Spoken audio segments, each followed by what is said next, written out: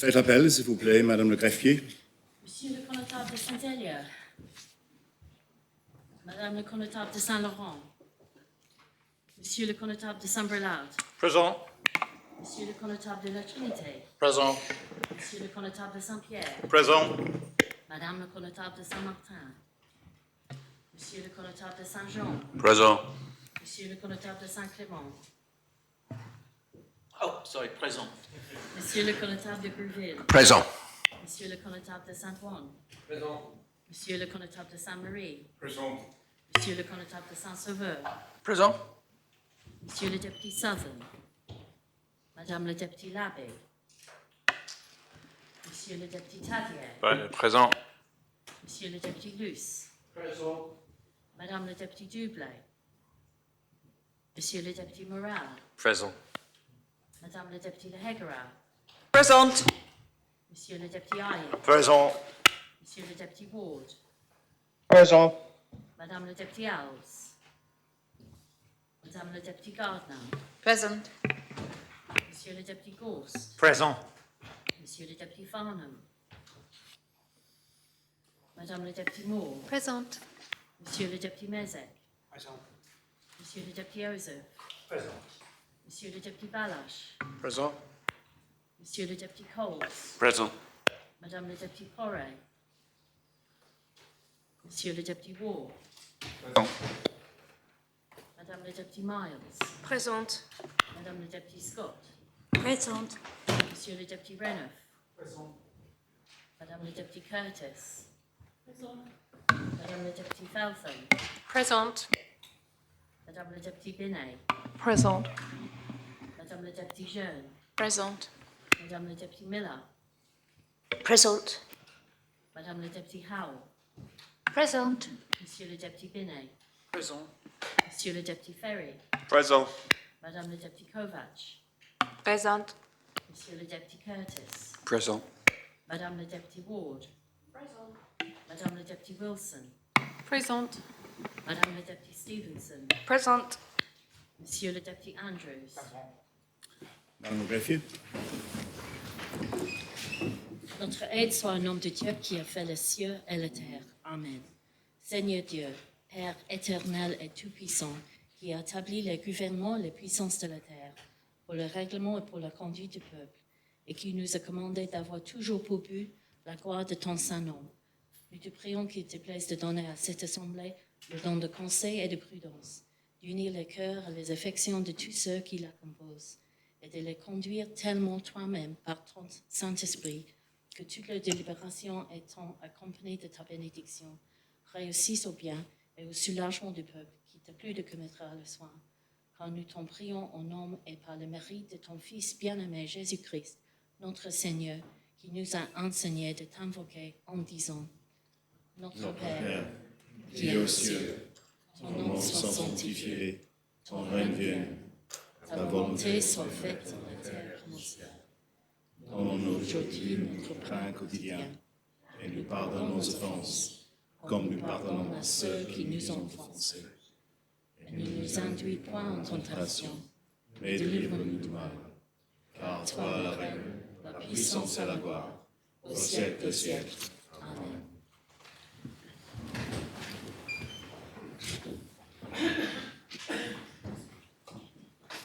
Monsieur le connétable de Saint-Hélier.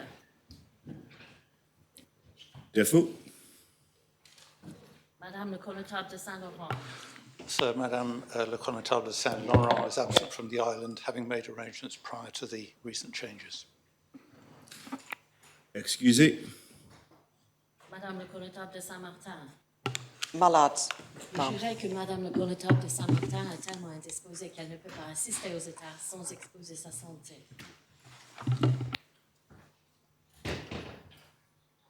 Monsieur le député Southern. Sir, could Deputy Southern be marked excusé for the same reasons as yesterday? Excusez. Madame le député Labbé. Présente.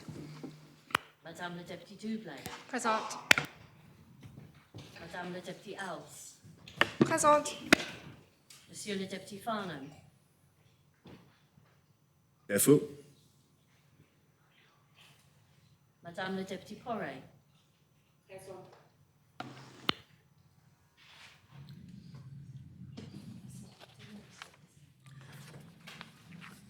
Les États sont constitués. Members will be aware of the passing of a former States member, Iris Lefevre, MBE, on the 2nd of August 2022. I know that there have been many public tributes paid to her since her death, but it is fitting that there should be a final one made today here in this chamber, where she served for so many years, first as deputy and then as the island's first ever female connétable for her beloved parish of St. Lawrence. Iris Medora Renouf was born in Jersey in 1928 and was the youngest of 3 children. She was educated at St. Peter's Elementary School and then at the State's Intermediate School, and left when she was only 13. She then worked as a bookkeeper at La Musrier's wine merchant until she married Eric Lefevre in 1948 at the age of 19. The couple made their home in St. Lawrence, and it was there that they brought up their 4 sons, Frank, Peter, James, and Andrew. Eric was a grower. Iris helped with the family business, and as her children got older, she began to take more of an interest in parish affairs. And through her membership of the Methodist Church, she was part of the Communicare Council and was responsible for starting a daycare centre for the elderly.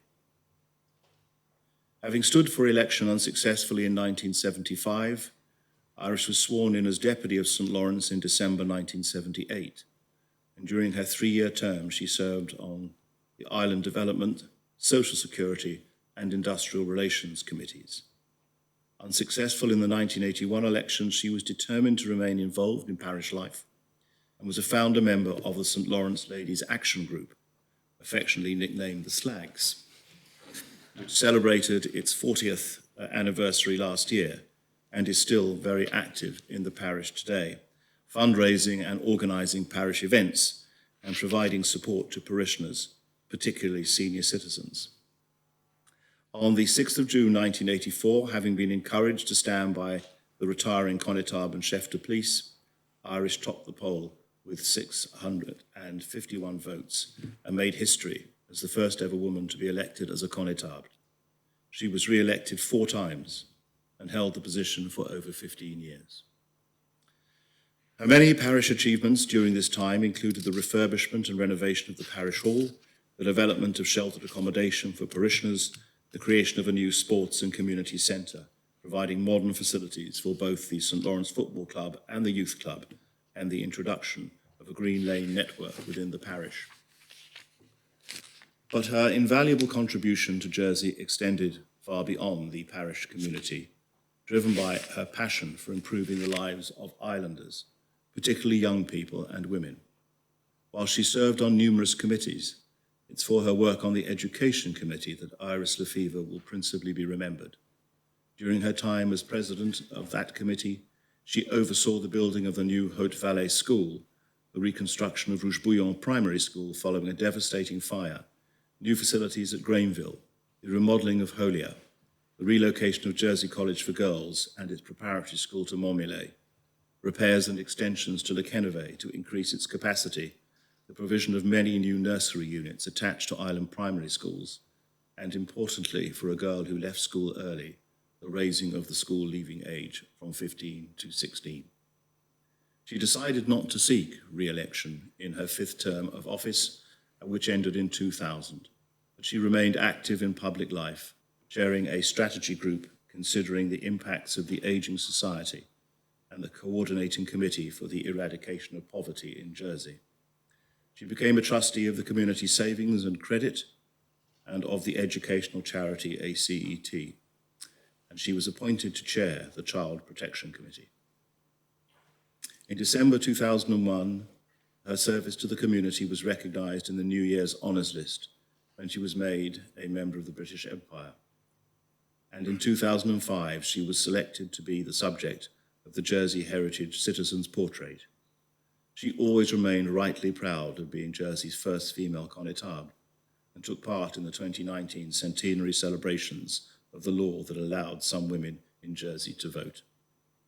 Throughout all of her very busy and productive life, her main passion was her family, and we send our condolences to her 3 surviving sons, Peter, James, and Andrew, her grandchildren and great-grandchildren for their loss. The large number in attendance at her funeral service last month reflected the high esteem and affection in which she was held in this island. She was a proud Jersey woman who was an inspiration to all who knew her.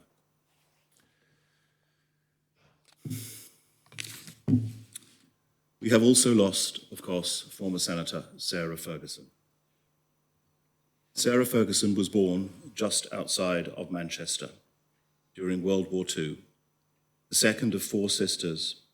She attended Penrhos College, a Methodist girls' school situated in Colwyn Bay in North Wales, before studying at Manchester University and graduating with a degree in electrical engineering, apprenticing with AEG's heavy transformer division on the plant floor at a time when women were not common in such a role.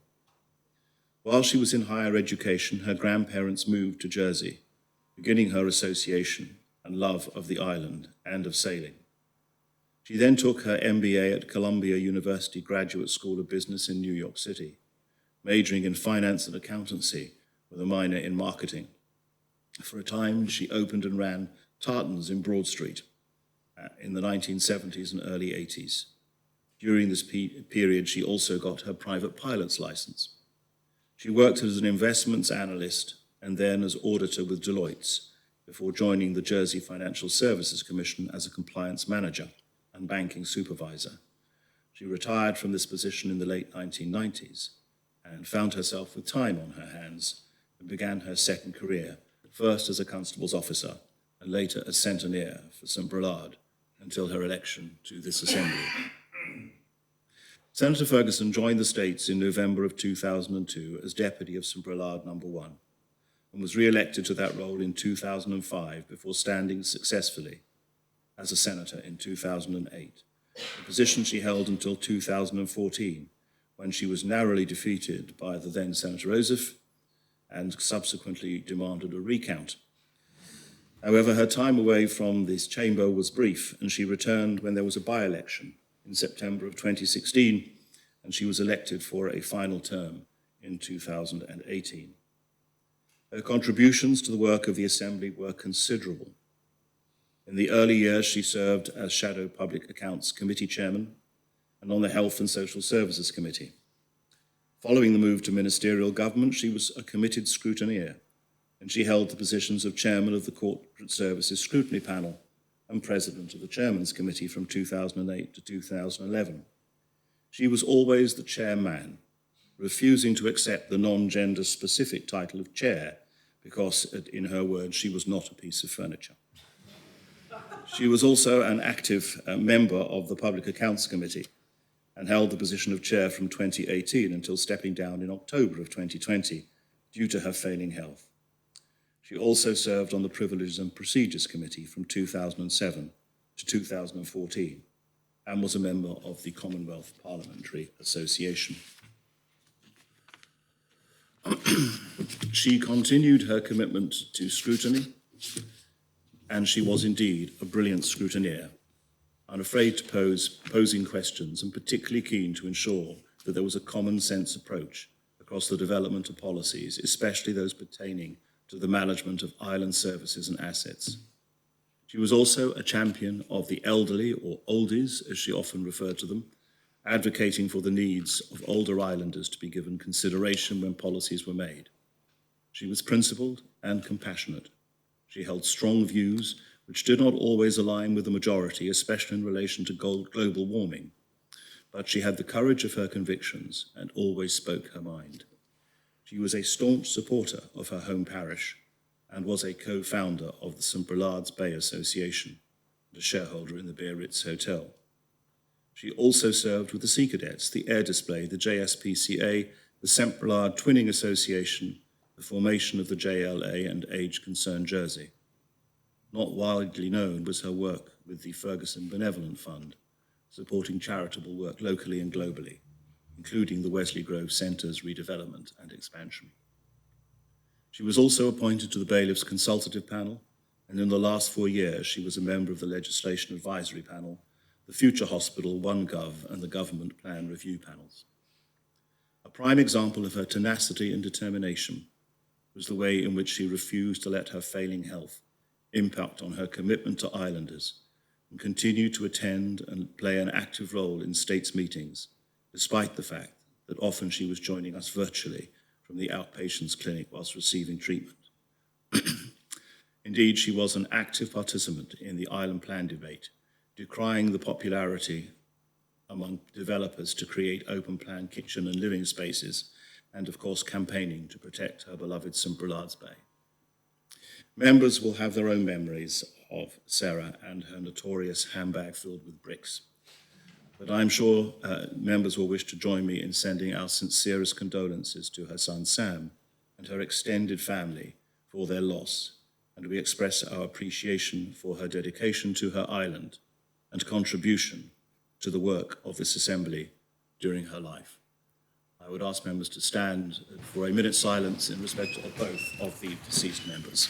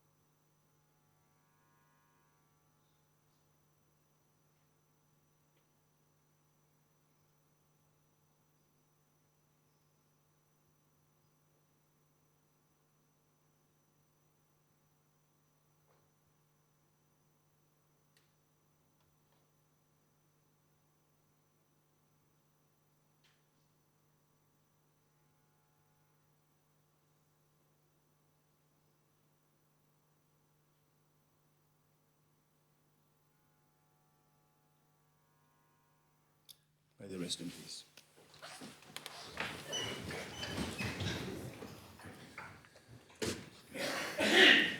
The next item of public business is a very important one in the life of the Assembly. It is the swearing in of the new Deputy Greffier of the States. Before I administer the oath to Mr. William Millo, I'd like firstly to welcome his family and colleagues to the Chamber this morning to witness this.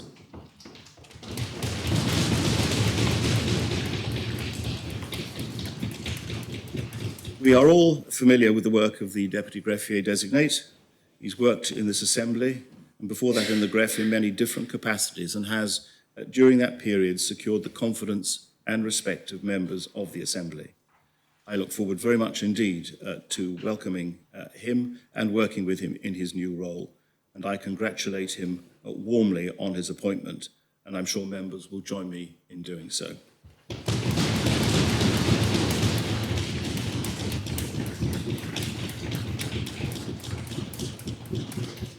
Mr. Millo, would you please stand and come before the Assembly? Please raise your right hand. Do you swear and promise before God that you will well and faithfully exercise the office of Deputy Greffier of the States of Jersey, that you will be faithful and bear true allegiance to His Majesty King Charles III, his heirs and successors according to law, and that you will uphold and maintain the laws and usages of Jersey? Congratulations, Deputy Greffier.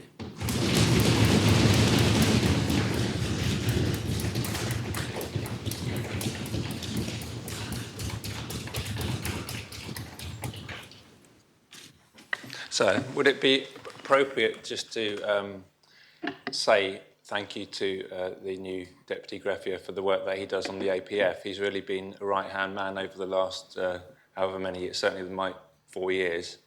And he would want to remind members, I'm sure, that today is the last day for putting applications in for anyone who wants to join the APF, sir. Well, no, it wouldn't be appropriate to do that. But there we are. Now, I understand that the new Deputy Greffier is about to leave the Assembly. He asks that it's not taken as a sign of anything in particular, but that he has other commitments that he will be dealing with elsewhere.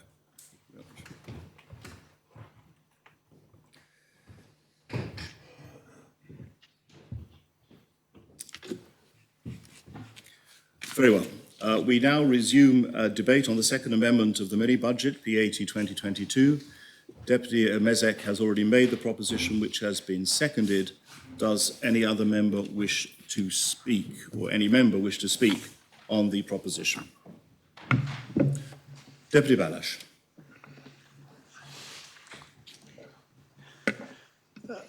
So one of the values of the Jersey Liberal Conservatives inscribed in its constitution is fairness. But fairness is a coin with two sides. It is no good being fair to tenants if one becomes unfair to landlords. It is no good giving a tenant who has had the average 6% salary increase a holiday from rent increases for 2 years if the pensioner landlady, who relies upon the rent for her income and faces exactly the same cost of living challenges as her tenant, is going to suffer hardship as a result. I have, sir, absolutely no sympathy at all for landlords who take advantage of the market to impose excessive rent increases. It is the unacceptable face of capitalism. And like Deputy Mezek, I heard a number of such stories in the period before the election. But as the Deputy also says, such landlords are a minority. Most good landlords know that the best investment they can have is a contented tenant who pays his rent on time. Why risk that investment by being greedy? The Deputy's amendment is unfair to landlords and may have all the unfortunate consequences set out in the report of the Council of Ministers, which I will not repeat. Destroying contractual relations agreed between two parties is not sensible. One of my tenants has a fixed-term contract and another has an open-ended tenancy. It's what they both want. One wants the security of a fixed term, and the other prefers the flexibility of freedom to leave when he wants. Why should the state interfere with contractual arrangements freely made? The problem does remain, as the Deputy rightly says, of what to do about avaricious landlords. I don't agree, however, with the Deputy that the Rent Control Tribunal is a toothless tiger. It is not a toothless tiger, despite the ability of a landlord to give notice to quit if there is a reference to the tribunal, because the law allows some relief. The Deputy said that a tenant could be, and I quote, thrown out very easily. And I don't believe that that is the case. The law gives the magistrate a wide discretion to order a delay in execution. He has a duty, or she has a duty, to take into consideration all the relevant circumstances And the fact that the landlord was responding to a reference to the Rent Control Tribunal would clearly be a relevant consideration. When I was in practice, admittedly a long time ago, a delay of 3 years was very common in a case where a landlord simply wanted possession for commercial reasons. But it could be longer, and probably would be longer, if a landlord behaved outrageously in response to a reference to the tribunal. The consequence of this protection given by the law is that, and I speak from experience, that when a landlord really wanted possession and knew that a long delay was in prospect, he would reach an accommodation with the tenant. Either he would pay substantial compensation or he would offer the tenant alternative accommodation. This amendment, sir, I think is misconceived, and I shall vote against it. So may I raise the defo on Deputy Farnham? Yes, the defo is raised on Deputy Farnham. Deputy Renouf. Sir, I too wish to speak against this amendment. It is, in my view, an amendment with good intentions, but one that will fail in its primary objective, whilst causing some significant damage along the way. But I want to start by emphasising that I agree we need to do more to help tenants, and we need to do more in terms of helping raise standards, something which falls under my ministerial remit. We need to work on security of tenure, and we need to do more as far as prices are concerned. I should also say that I speak against this amendment without the visceral dislike of intervening in markets that some of my colleagues feel. There are times when governments do need to and should intervene in markets. But if you're going to go down that road, then you had better be very, very sure that first, the measures you're proposing will achieve your stated objective, and second, that there won't be serious negative unintended consequences. The stated aim is to alleviate the financial pressure on tenants by freezing rents for 2 years. How are landlords likely to react to this? I would suggest, sir, that many will try and put up rents immediately, by as much as they can, to offset the effects of the impending 2-year ban. And because it could take at least half a year to achieve this legislation in terms of the amount of negotiation over things like exemptions and so on that would be required to make it take effect, they would have plenty of time to make those rent rises. Therefore, a likely consequence if this amendment is passed is that many landlords who might have held off increasing rents will raise them to beat the freeze. In other words, rents will go up by more for tenants whom they might otherwise have been stable. In fact, this is quite a likely scenario when you consider that the landlords who will feel the greatest need to raise rents in advance of a rent freeze are precisely those who have not raised rents by much over the last few years. The rent freeze risks punishing what you might call the good landlords, those who have shown and indeed are showing the most restraint. Now let us consider what happens at the end of the 2-year rent freeze. How will landlords react at this point? In most cases, I would suggest, sir, that they would entirely rationally aim to catch up for lost time. When the rent freeze ends, there could well be a sudden rise in rents to compensate for lost income.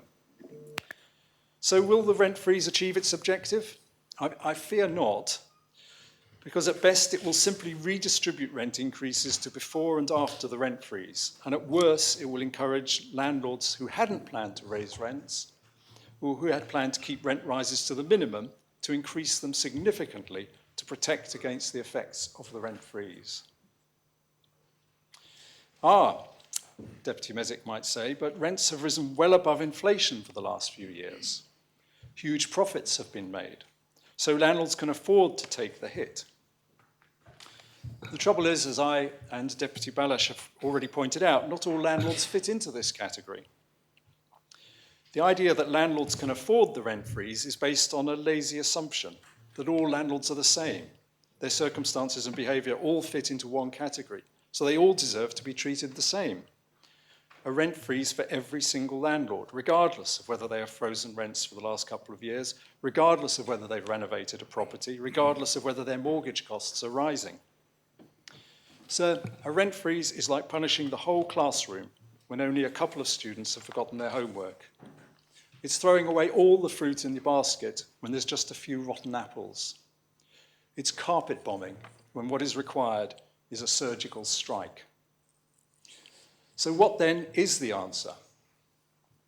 Ideally, we would have a way to assess individual cases where rent rises are being proposed and to intervene where rent rises are clearly excessive. We would then be able to distinguish between justified rent rises and those that are not.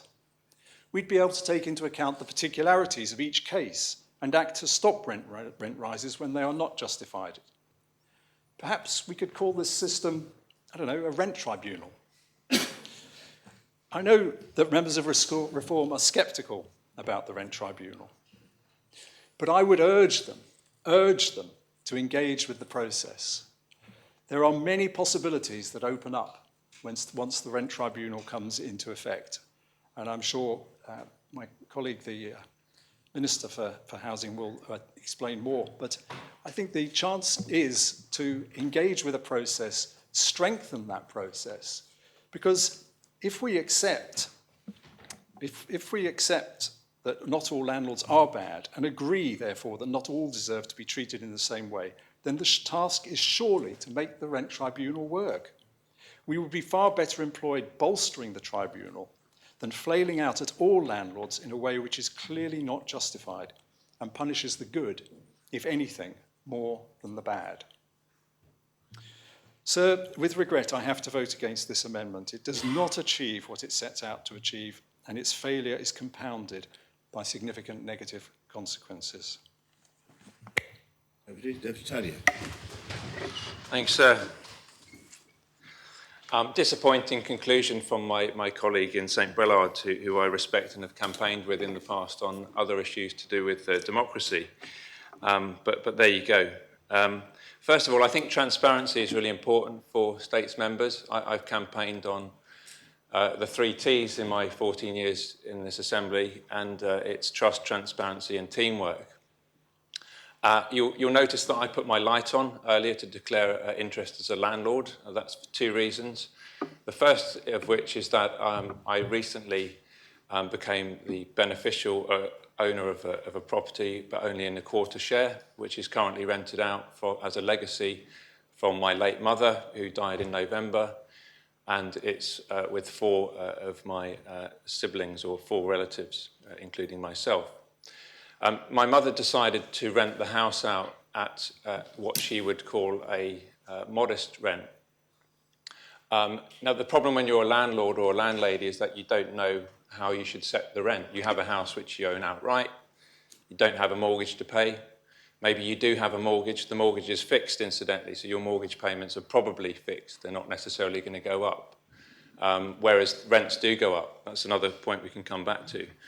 So what she decided to do is look at income support. What is the component, the maximum component that income support would give for a particular house? Remember, this is the maximum component because, of course, they won't necessarily give that if it's less than that. So in her case, there's a 3-bedroom house in St Brelard, completely detached, on a corner plot next to the fields, and income support would give in the region of $1,550, give or take. It varies every year. So that's what the rent was. There's a current lease which will expire next year, after which I'm sure the house will be sold, and hopefully there'll be a local family who move into that, and that will be it. I won't have an interest as a landlord in that. I didn't set out to be a landlord, and I don't wish to continue. Because it's already declared in the orders, and normally one would respect the privacy of family life, my wife, does own a cottage which she lived in before we bought our own house last year in St John. So she has a small cottage in St Helier, which is 2-bedroom, without parking, I won't give you the exact location, but it can be found in the Declaration of Interest, which she looked at that and said, what do you rent a property out for in St Helier, 2-bedroom cottage? What would the states give? And income support would allow roughly, give or take, about £1,350, £1,400 for a 2-bedroom cottage is the maximum allowance. So that's what the rent is set at. It's £1,395 a month, and that hasn't gone up for 2 or 3 years. Same tenants in there, she's very happy with them. They're very happy with the place, and that's the way it works. Could she command a higher interest, a higher return? Who knows? Certainly, when she's tried to use agencies in the past, they've said they've been shocked that she's letting it out so cheaply, and they've tried to say, you must rent this property out higher, because otherwise it will pull down the value for the rest of us. Oh, incidentally, and I welcome landlords who have come into the Assembly today, especially representatives from the Landlord Association. It's good to see people take an interest in democracy and in their own interests. You're in good company in this Assembly. Now, I hope all the landlords who speak will show the same level of transparency when they speak. Because what I thought in the last election... Sorry, point of order, sir. I feel that Deputy Taddy is perhaps imputing on the integrity of some people here. Well, the reality of it is that the declaration was made yesterday as to persons' interests, both as landlords and as tenants, as I understand it. And the deputy, I think, is suggesting that those who are landlords are bound to have half an eye on their own interests. But I didn't take the deputy to be suggesting that they were other than motivated to do the right thing for the island. And I didn't immediately interpret that as an improper imputation. So therefore, no. I think that was all right as far as it went. I'm fascinated how that could be imputing for improper motives, which is the Standing Order, I think, 104. I simply said that there are landlords who are watching this debate, and quite rightly, they take an interest, and that's to be commended. I wish there were more tenants here taking an interest in what was going on. But guess where the tenants are? They're not here. They're out working somewhere to pay the rents, which are going on, which are increasing year on year, and some are even leaving the island. That's the reality of it. So no imputation. I'm just saying that also there are a disproportionate amount of landlords in this Assembly. If you go out into the civic world beyond these walls, I don't know what the percentage is in this Assembly, it's probably 40, 50%, potentially, that ballpark figure. You go out into the real world, it's 10% maybe of that inkling. And they're not all old ladies who have just got one flat that they're renting out and that they've got a tenant in at a peppercorn rent. That's not the reality of the world that we live in. The next point I want to make is that it's fine to stand up and say, let's try and be fair to both sides. Because if someone's received a 6% pay increase, then their rent should go up by 6%. Well, the point is that the mortgage hasn't gone up by 6%. If you took out a buy-to-let mortgage 20 years ago, and you've been letting that out for 20 years, you've probably already paid your flat off or your home, maybe even once, twice over, depending what your portfolio is. But you expect the rent to go up each year. How does that work? And I looked at one of the United Nations websites, an official website from the High Commissioner. It's OHCHR.org. And on that page, when you talk about housing, it says housing is a right, not a commodity. So the point is, housing is a human right under the United Nations organisation of what it defines as human rights. And whilst the enjoyment of one's property is also a human right, it's an ECHR right, it's not an absolute one. And it's not a right which government has something, an obligation on. Government has a responsibility to make sure that people are adequately housed. And adequately also means affordably, in my book. We've not done that as an island. We haven't built enough social housing. We haven't built enough affordable housing. And in fact, rather than learning from that mistake, what we did is incorporate a housing department and actually turn it into unaffordable housing too. Because the financing model was completely unsustainable for tenants. So we've got tenants in blocks of flats or in houses which have been paid for over and over again, which haven't been maintained, but they're paying full rents, and they have done for decades, for properties that weren't historically maintained. And those profits were coming back to Treasury. And that was the problem, rather, so that they're actually subsidising the taxpayer, not the other way around, with the taxpayer subsidising social housing. So first of all, we've got a complete derogation of responsibility from government and this assembly, historically, and continuing into the future. Good luck to the new housing minister. I mean, he's got an infrastructure minister who doesn't even talk to him. We've got an infrastructure minister who's come in from the private sector, who thinks that he can make unilateral decisions in front of the media and say, the hospital's not going on Overdale, and I've decided to stop this housing development, which would have delivered 80 or so units for the housing minister. And then we've got no communication, supposedly, from the health minister about the hospital. And then we have to have the chief minister come forward and say, oh, actually, no, it's not the infrastructure minister's decision. The decision will come back to the states, because it's the states that has to make that decision. But how can the states make that decision if we've already had an announcement about that kind of thing? So you know, I wish the housing minister good luck in that. We also have a complete difference of opinion between the environment minister and the chief minister. So the chief minister thinks it's sufficient just to ask landlords to do the right thing. Please, landlords, don't put your rents up this year. Oh, right. We've already heard that 60% of them will. In fact, I think the words are 40% are not considering putting their rents up. They may put their rents up anyway, but 60% already will be putting their rents up. So the chief minister thinks just by asking, people will do the right thing. The environment minister is much more cynical when it comes to human nature, and he thinks that if we pass a rent freeze today, the first thing that landlords will do is go out and put the rents up straight away to try and cheat the system. So we've got a completely different view about what government should be doing in intervening in the private sector. Now, I don't know exactly how this will pan out. What I do know is that if we agree a rent freeze today, there will be a rent freeze for 2 years, and people will have that knowledge that rents can't go up for the next 2 years. So if you're on a rent, that will be fixed.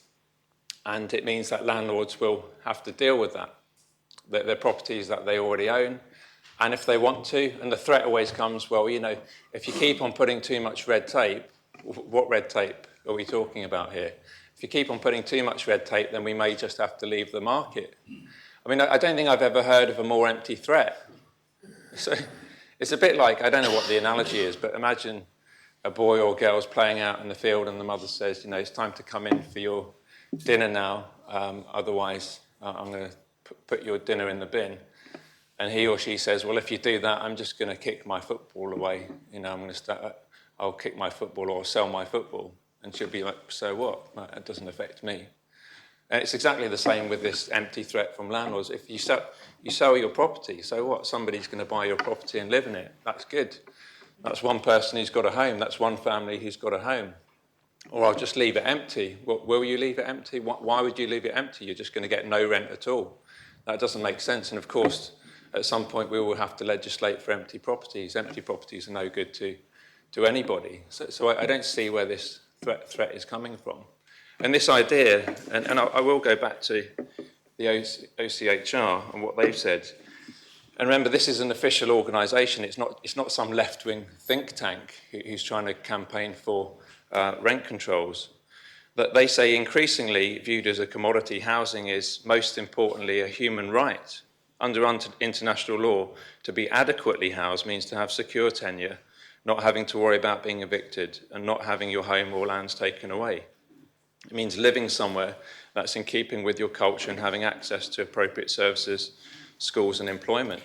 And of course, tenants don't have any of that. You know, even tenants in social housing don't have that right to build up links within their area. I've seen people in St. Brelard who have been there for decades, and they're told you need to downsize and you need to apply for homes. And if you don't keep on applying, some people who don't even necessarily have access to the internet or who are not computer literate say, just look, keep on looking on the website. And you have to apply for everything, otherwise you'll be put to the bottom of the queue. That's current government policy, hasn't changed. And you have to take the first thing you're given, really, if you don't go for it. You know, I don't know if the 3 choices has gone out the window. It used to be 3 choices, now it's just expected that you'll take what you're given. So you might be uprooting people who've put roots down in certain communities, sending them to a completely different part of the island, and then expecting social cohesion after that. And that's not going to happen, I'm afraid. They continue that too often violations of the right to housing occur with impunity. In part, this is because at the domestic level, read at the Jersey level, housing is rarely treated as a human right. The key to ensuring adequate housing is the implementation of this human right through appropriate government policy and programmes, including national housing strategies. Now, what do we do? If we don't vote for this today, what's the likely scenario? I think there are other things we could do, which I personally, this is a personal point of view, I think that we could be looking at rent control. We should be saying, if we already have a limit that we give to landlords on income support, maybe that's the starting point. Maybe say that's what you're allowed to charge for a 3-bedroom. That's what you can charge for a 2-bedroom flat. And if you want to be exempt from that, then you need to prove to us that you meet all the standards, 5-star, you must register, and that's one of the conditions, then you can let on the open market. Maybe all landlords should be social landlords, and they should adhere to the same criteria that we would put to social landlords. So there are other options here, but this seems like a moderate option, is to say, and we've already done it, that's the point. There's already been a rent freeze.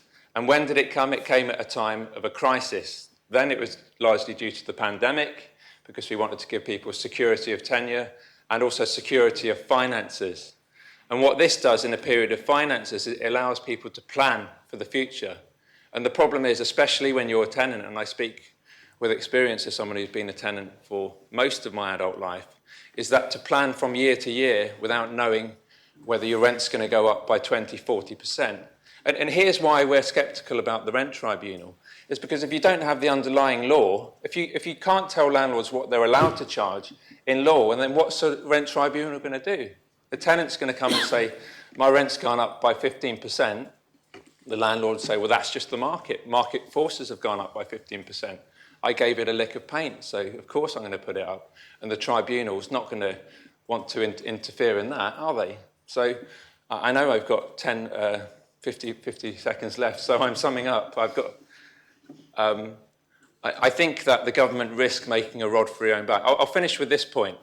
I think at the last election, one of the key reasons the government failed to get re-elected was because they failed to deal with the housing issue. And not just to build more housing, but they didn't take it seriously. They were seen as the landlord party.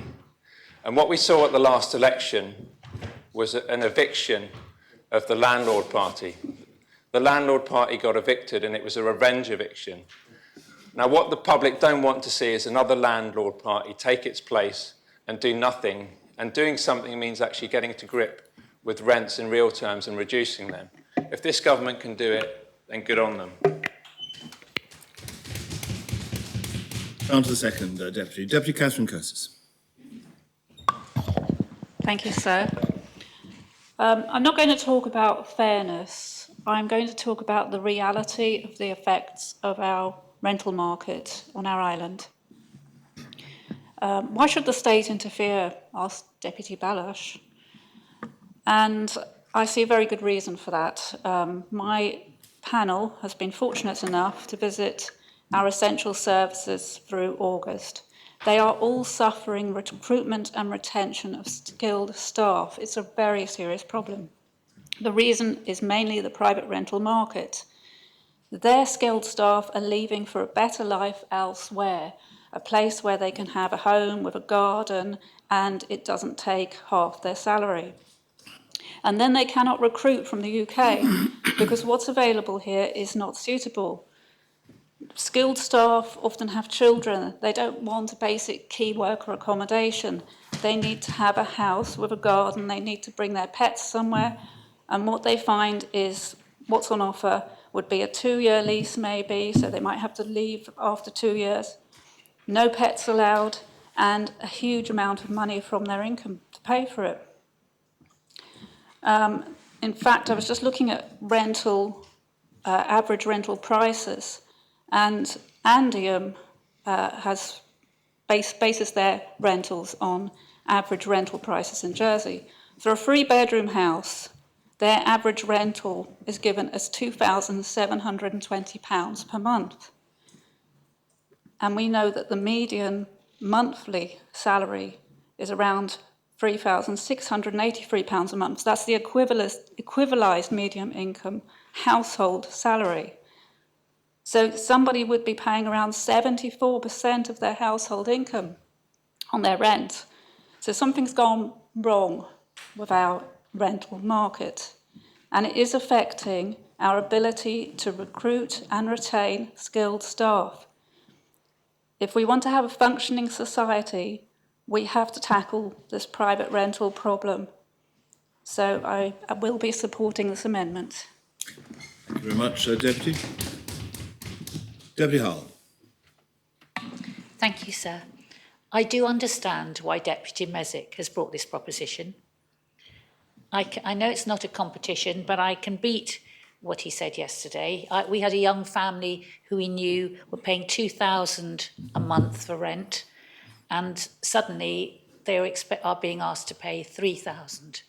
The result was that with sadness, this young family, who were very talented, left Jersey for a better life in the UK.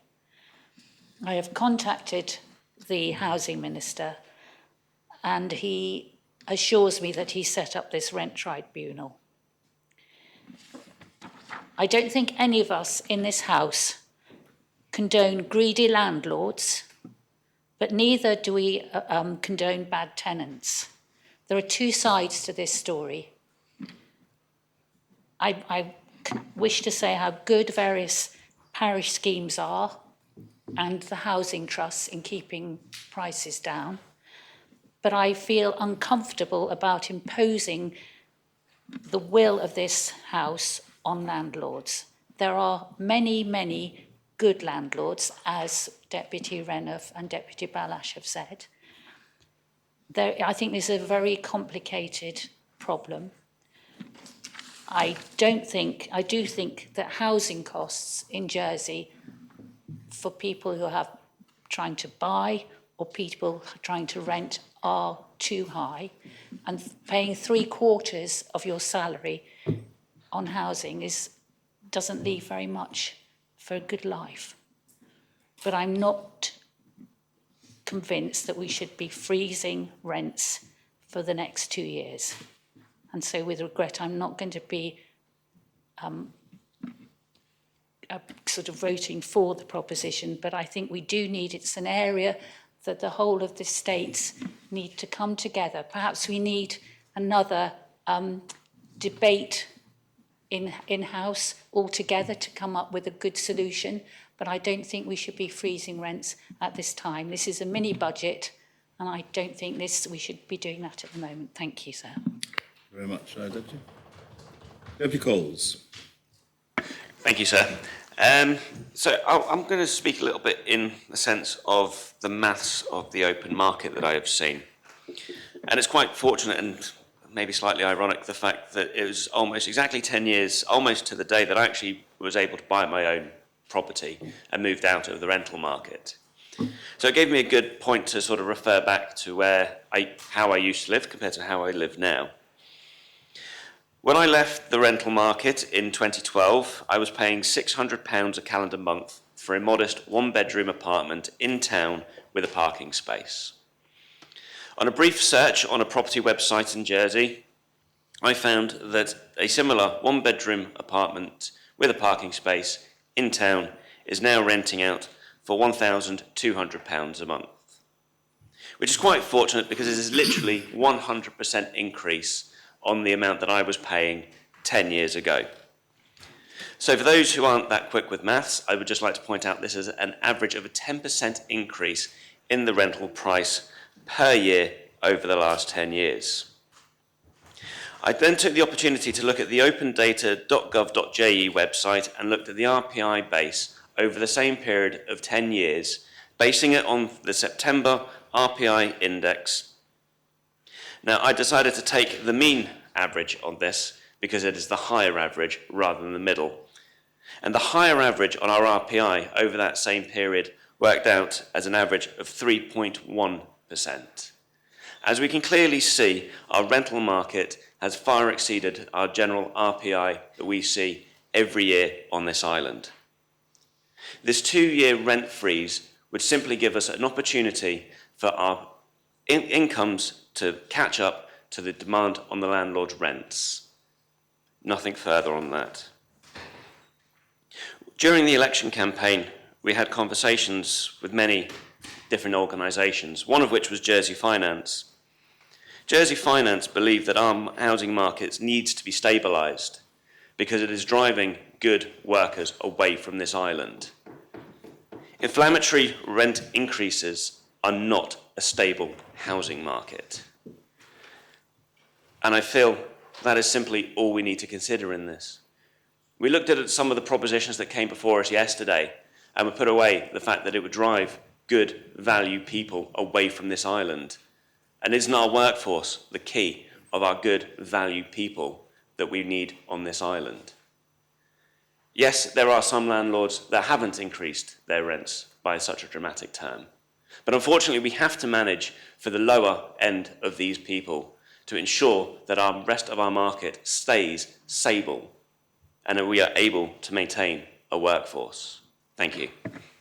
Thank you very much, Deputy. Deputy Scott. Thank you, sir. I very much agree with reform that our social housing model is broken. And I believe this conversation is very much about the clauses in leases that allow rents to be increased by the increase of the cost of living. And one size does not fit all. And that's my general problem with this proposition. Because in fact, to some extent, I do agree in some cases, there is a case for rents to be frozen. There is a case for saying, I'm a landlord who's not actually needing this money, and perhaps I can understand that somebody who occupies a house that I own isn't in a situation to pay this rental increase. I'm aware of some landlords who actually are waiving the increases to which they're entitled under contract.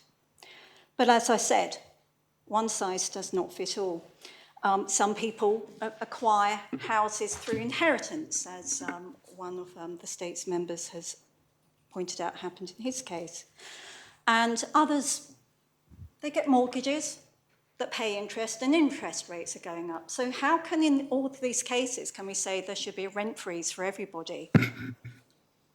Because some of the cases would cause a loss and some wouldn't. I also have a difficulty in terms of the reference to fixed-term leases becoming open-ended, because in my experience, having in the UK, that this is just inviting a model where most landlords rent out, and what is known in the UK as assured tenancies, i.e. there's a clause that enables the landlord to get the property back if they wish to live in it. But in fact, as Deputy Balash has pointed out, that in fact gives the tenant less security.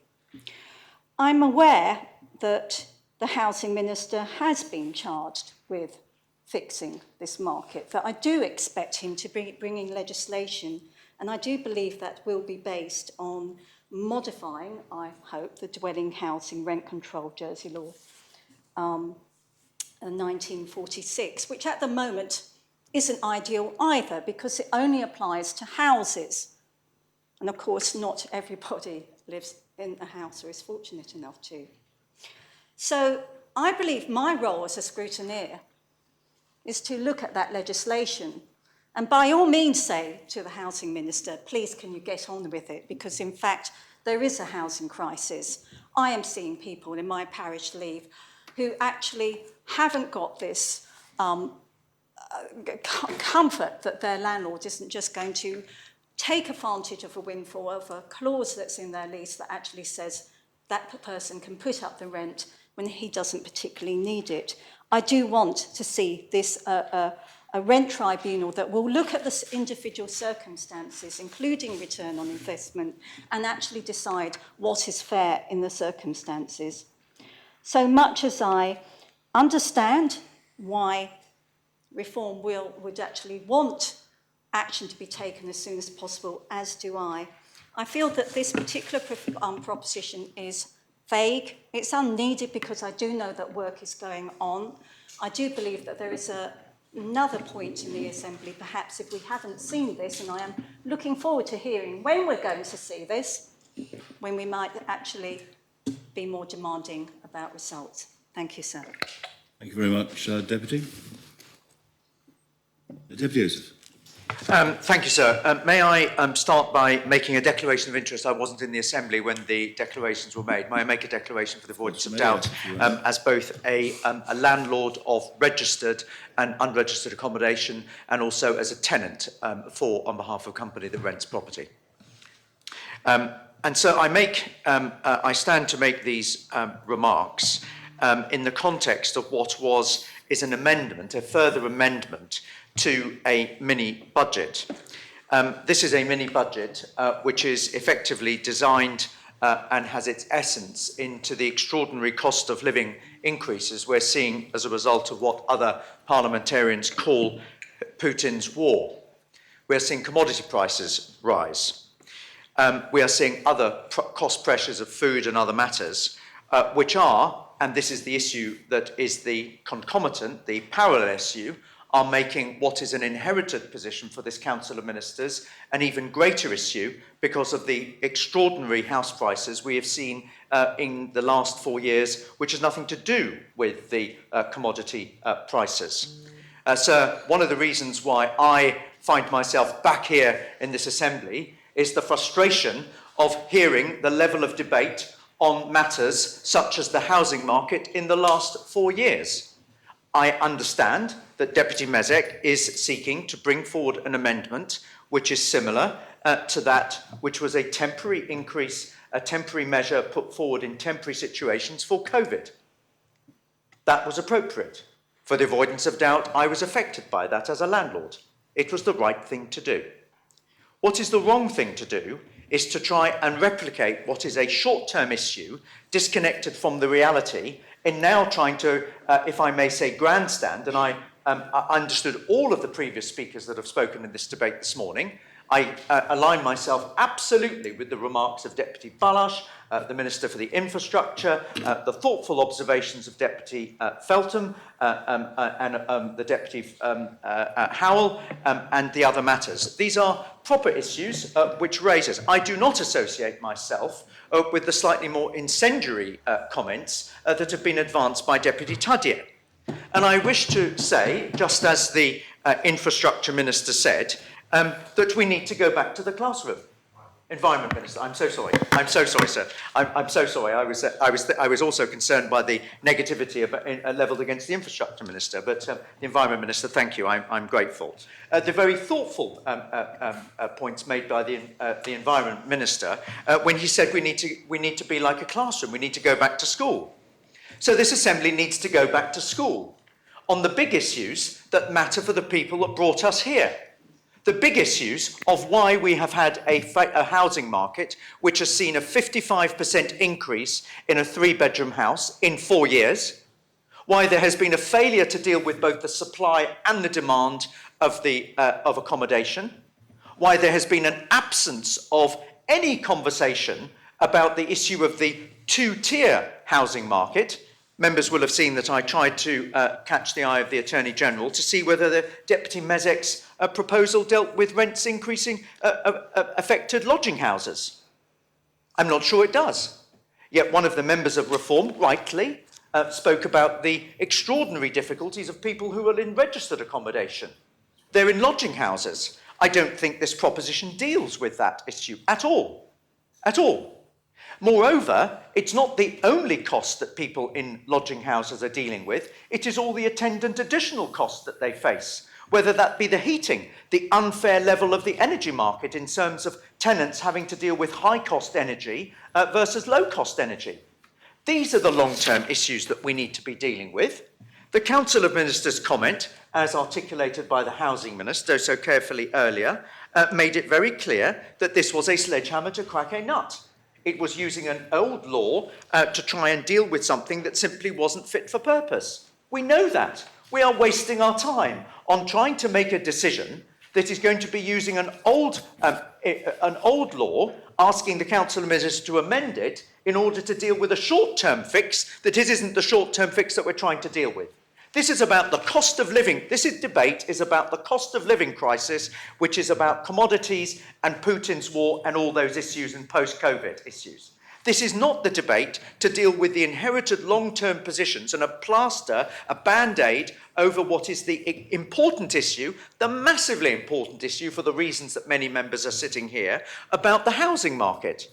I am confident, sir, in rejecting this amendment, but making it very clear that as not the External Relations Minister, but as a member of the Council of Ministers, shoulder to shoulder with other ministers on matters, I'm confident that this Council of Ministers, together with the thoughtful contribution of members, are going to tackle the issue of housing and supply. I'm confident that we're going to understand the different levels of supply and demand that are dealt with, that are needed. I'm confident that we're going to set a long-term path to making fair housing availability for both owners and tenants, and those forgotten people who are the people that are not entitled to enter into a lease because they have not lived here for 5 years. And also the additional costs that those tenants are also bearing, whether those be the additional costs put by employers, by the work permit system and all the rest of it. This is a mini budget. It is not a budget for all things, for all long-term problems.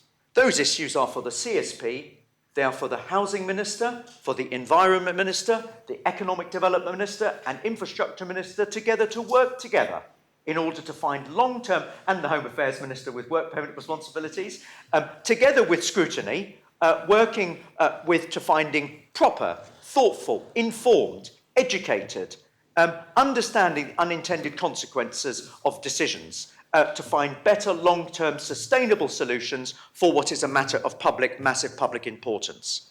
Sir, I've returned to this assembly with great pride. We heard 2 tributes of 2 individuals who made a difference. I want to make sure that this assembly raises the level of debate, deals with the issues that matter to working people and to our island community, but basically deals with it at the right time, at the right pace, with the right information. This is a mini-budget dealing with short-term issues. We should reject this proposition because this is a long-term issue dealing with the wrong long-term issue, and it will not work. The Deputy has been told it will not work, and it also, he has been informed that the legislative burden, well, it won't work, it can't work because of the unintended consequences. I see them disagreeing. I'm afraid short-term DITs don't work. This proposition don't work. Can I raise a point of order, please? If it's a point of order, point sir. of order's If raised, it is a then- point of order, sir. Well, of course, but that's to be established, Deputy. Deputy, do you have a point of order Let's on have a which... bit of faith that it might be a genuine point of order, Senator Rose, former Well, Senator Rose. excuse me, Deputy, you address comments through the Chair. As you well know, you're a very experienced Deputy. Thank you, sir. So there's a standing order that deals with repetition and that a speech should not unnecessarily repeat arguments that it's made previously. I just heard... Deputy, I don't know what the laughter is. if that's the standing order that you're raising, you may well have noticed over your career in the Assembly that the Chair has been quite lenient on repetitious speeches, because frankly, if it wasn't, a great deal of debate simply wouldn't happen. But the reality of it is, you're quite right, there is such a thing, and I think if it became unduly repetitious, then the Chair would feel free to intervene. But the reality of it is that is nowhere near the mark. I'm not saying it's boring, I'm just saying he's repeating No, the same no, point time and time again. I'm afraid, Deputy, as you will also have experienced over the last few years, being boring is certainly not contrary to standard.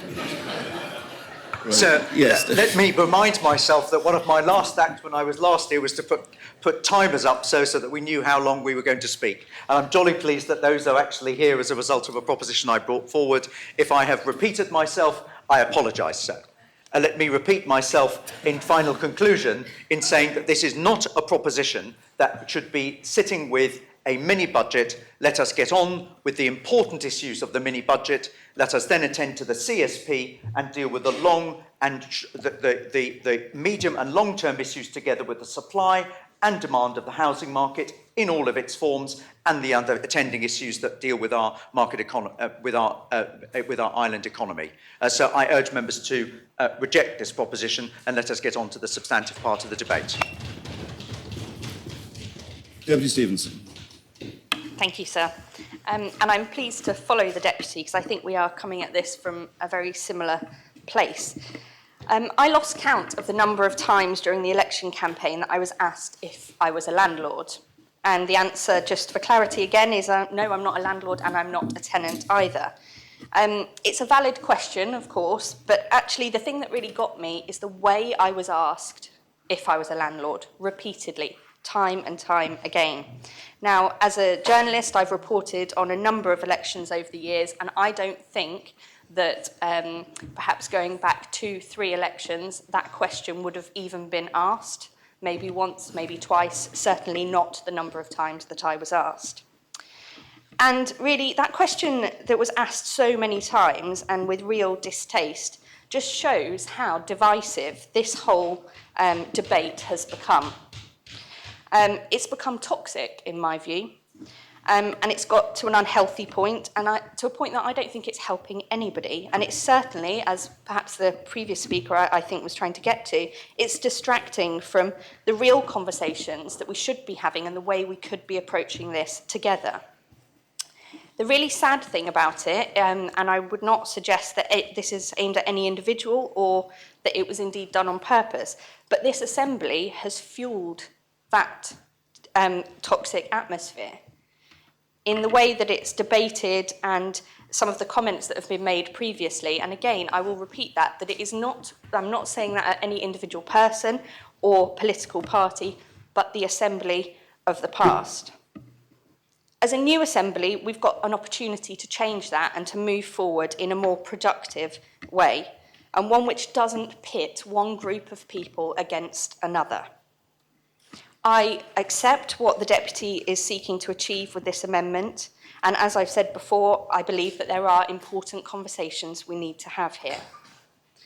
But to accept this amendment and this course of action as proposed without extensive consultation and development and having exactly those conversations is not the new way forward that will move us into actually a productive way of addressing this. I think it's now the time to build bridges, not deepen divisions, and fear that this would actually do that. And I'm afraid I'm going to disappoint some members who spoke yesterday who kind of called on their fellow members to nail their colours to the mast with where they stand politically. This isn't about political philosophy for me. It's about common sense realism in a small community. And so, as I say, at the risk of repeating again, as proposed, without that work, without those conversations, this is not the new, more positive way forward. And I really would call on members to actually think about the way they have these conversations in this assembly and outside of it, and actually think about what we are trying to achieve here. Thank you. Deputy Miller. Thank you, sir. I said yesterday in the Declaration of Interest that I was not a landlord, and I'm not, but I was some 20 years ago. When I came to Jersey in 1996 for a year, I decided to let the property that I had bought 2 years previously with the full intention of returning to it. It was a very stressful experience. It barely covered my costs. I certainly didn't make any income out of it. I regularly had tenants who didn't pay. And when I eventually decided to sell, because I had decided to settle in Jersey, I was absolutely heartbroken by the cavalier and wanton damage that had been done to what had been my home. There will be many people in Jersey who are letting properties by chance. They haven't set out to become landlords, but they have a property which they want to let. I would just like to make that point. The second thing I'm going to say is entirely uncharacteristic, and it causes me considerable personal dismay to say it. And that is that it is not always appropriate to follow what they do in Scotland.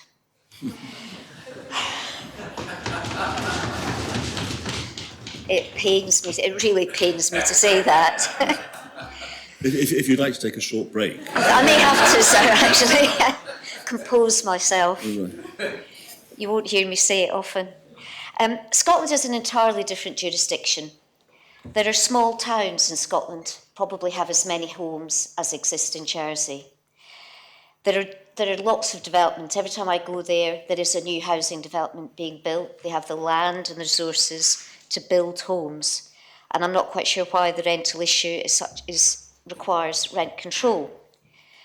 The point I would make is that any one of us, I believe, could go to Glasgow next week and buy a house there and live in it quite happily. Conversely, someone from Glasgow could not come to Jersey and buy a house, even if they're working here, or regardless of basis. Unless they're come in as an essential worker. We have a clear need in Jersey for rental properties because of our laws which prohibit people from buying in some circumstances. By sheer chance, I met a Scot last evening, who it turns out is a landlord. He owns a flat in Edinburgh, which he lived in for 15 years, and he retained it when he moved in with his partner as part of his pension planning. He considers himself to be a good landlord. He wants his tenants to pay a reasonable rent, but otherwise he simply wants them to enjoy the property as much as he did. He contrasts himself with commercial landlords in Scotland who may own 500 or 600 properties and who don't have the same relatively caring attitude towards either the property or the tenants. He thinks it highly likely that the rent controls in Scotland, the rent restrictions, if they come through, will lead to his departure from the rent market. He thinks the stress and the limitation on his earnings from the property will be such that he will likely sell it. That property will then either become bought by a commercial landlord and go back into that pot, or it will be bought and come out of the rental market altogether. I think we need to be very careful in Jersey that anything we do that may limit the number of rental properties that we have must be very carefully considered, and we should not take action without a very careful understanding of what the implications and consequences may be. Lastly, I would simply say Deputy Taddy has commented quite rightly that the human right to property is not unqualified and that government may have some scope to interfere on occasions. And I would simply caution again that we must be very, very careful about interfering with people's rights to enjoy their own property without that same due consideration and understanding of the implications of doing so. Thank you. Very much, Deputy. Deputy Jean. Thank you, sir. I absolutely recognise why Deputy Mezek has brought this proposition. During the election campaign, I constantly heard stories of these increases, and quite huge increases. That means that families were unable to carry on in their home, and were trying to make those terrible choices of seeing whether they could stay in Jersey or have to leave. And I agree that more needs to be done. But I've been hearing about some of the negative unintended consequences, but one of them that hasn't been raised yet is what happens in 2 years' time. And I'd be really concerned that in 2 years' time there would suddenly be, how would we exit this? And so that there could be suddenly a perfect storm where we have a massive increase in rents then. And I was wondering, and it's a question to the Assembly and a question to Deputy Mezek as well, if there has been any research done into see that some of these increases that we've seen in rents has actually been an unintended consequences of that temporary freeze that we saw during COVID, whether it was actually the perfect storm where we're seeing at the moment of Brexit, of Ukraine, of cost of living crisis in general, or actually there was some impact of that rent freeze as well. And it'd be useful to understand that and to know if there was that, because I feel that that is where we've really got to look, is not the rent freeze for 2 years, and that could be important for those tenants. But actually, what happens after the 2 years? So that's why I don't think I can support this proposition. But I would like to call upon this Assembly that we can then really discuss this in a bigger setting in the future, and so we can really have this conversation that that we've talked about, where we can have this conversation and consultation and really try to sort out this issue in a wider setting. Thank you. Very much, Deputy. Colin Tarbison, Mary. Thank you, sir. I'm conscious of your comments made earlier about repetition, but I'm not sure enough emphasis has been made on the question of converting to open-ended tenancies. For what it's worth, I was a landlord during the last Assembly, an accidental one maybe, but a landlord nonetheless. In the last 10 years of owning that property, or particular property, we have 3 sets of tenants. At their request, we agreed the terms. On each occasion, the tenants themselves were the ones who decided to vacate. They were all good tenants, and why would I wish to remove them if that was the case? I was very happy for them to have continued. It suited them to have the term of tenancy they wanted, and maybe I was fortunate. We've heard from one member this morning who had an unfortunate experience. That is a problem, or potential problem. I suggest that entering into a tenancy agreement is, for both sides, not dissimilar to one of employment. You have an interview and you take decisions based on that short period, and you trust that all will go well. Occasionally it does not, and both sides need to have the comfort of being able to withdraw should things go wrong. And on the question of open-ended tenancies, there will be landlords who are fearful of making the wrong decision at the outset, and fearful of the difficulties they may encounter should something go wrong. The tenants don't quite see their responsibilities in the same way. And I do fear that if this amendment were passed, then it would act as a deterrent to landlords to rent in the first place. And this is a time when we are seeking, and quite rightly seeking, to persuade landlords with properties which are emptied to let them, amongst those who will perhaps take a more aggressive approach on those landlords. And I think that I would discount the possibility of charging such landlords tax on the notional rent should they not rent, but that's for another day. I do have a genuine concern that if moves were made to open-ended tenancies, that will be a deterrent to certain landlords. And whatever the position now is, we do need landlords to service the private sector.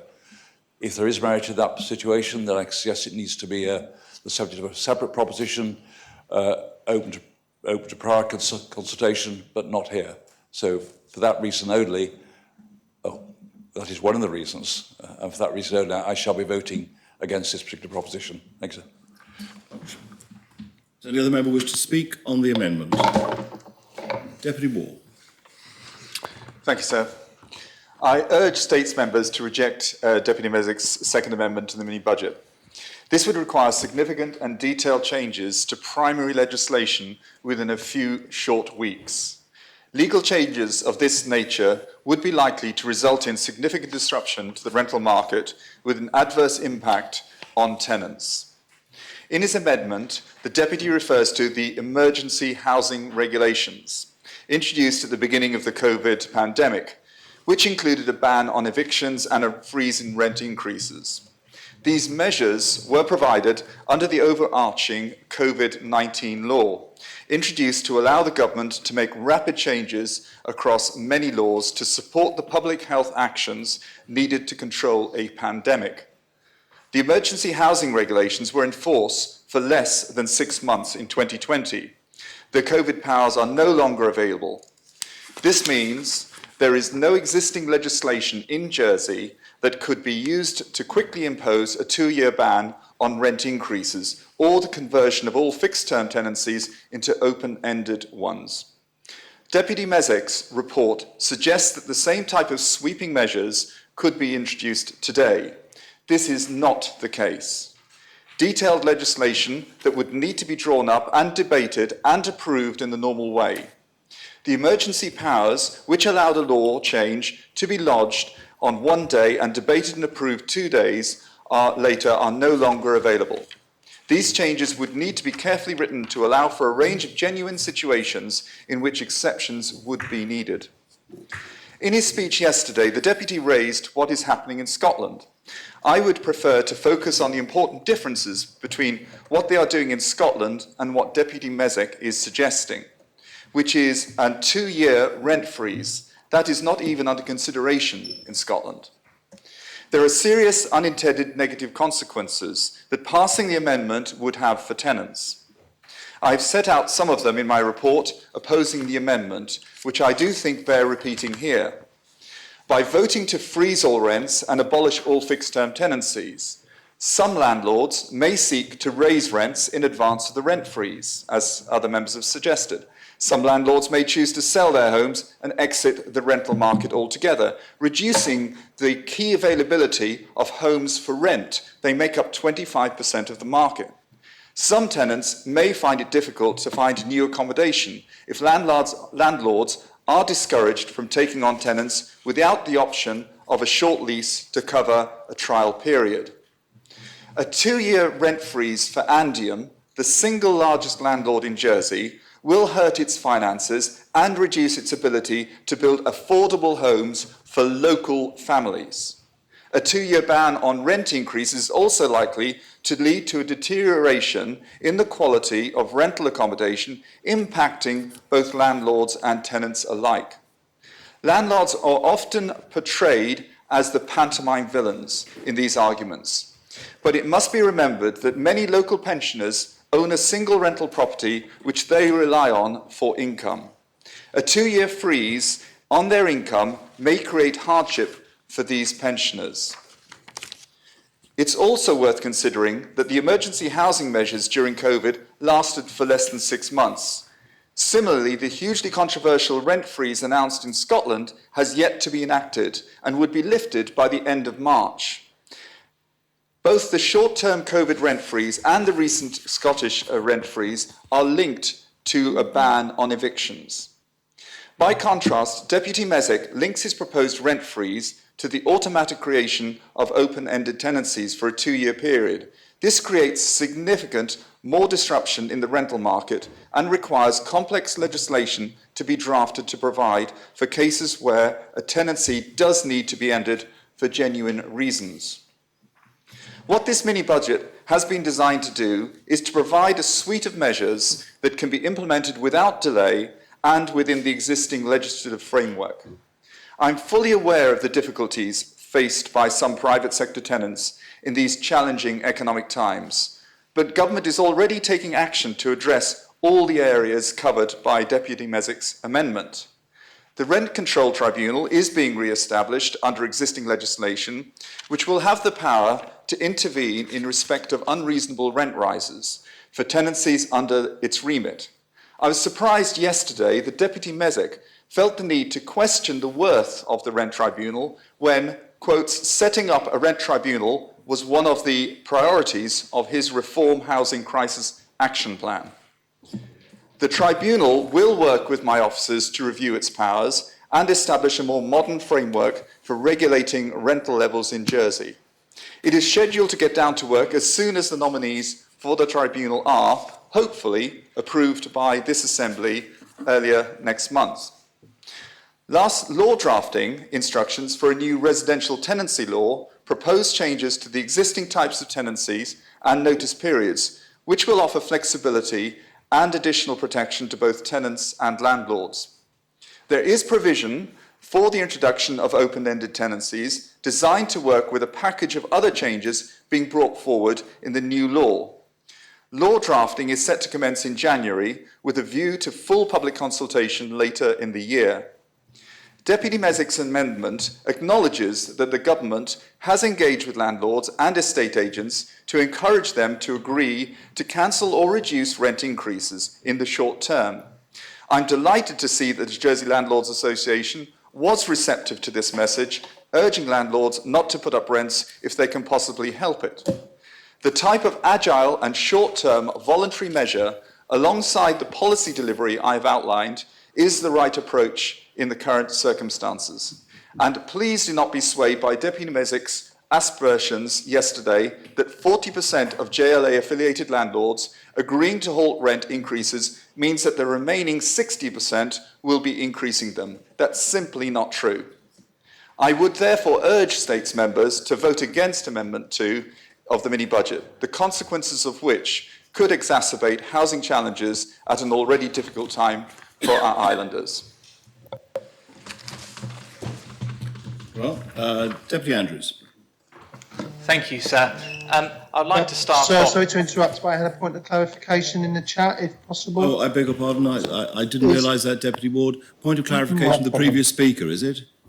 It is, sir, if possible. Yes, Don't well, worry if it's not. are you well, you haven't spoken, so it can't be a point of clarification of your speech. It can only be a requested point of clarification of the Minister's speech. So what is your point of clarification?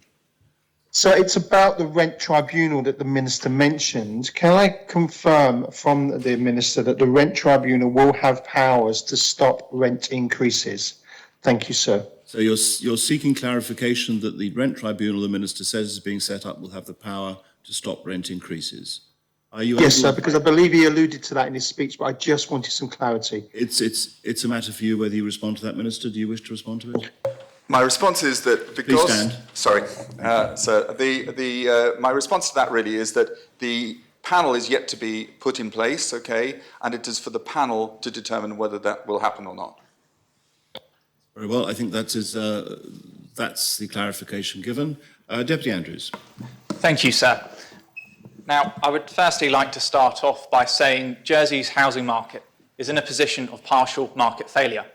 Now, this has been over consecutive terms where we have essentially seen unfettered demand really distort the prices that we see today in the housing market. And especially so when we are looking at explicit rents, sir, so more specifically with mortgages, and especially with the interest that is applied on those mortgages too. And again, it's impacting many lower and middle income deciles. And again, this is a significant issue.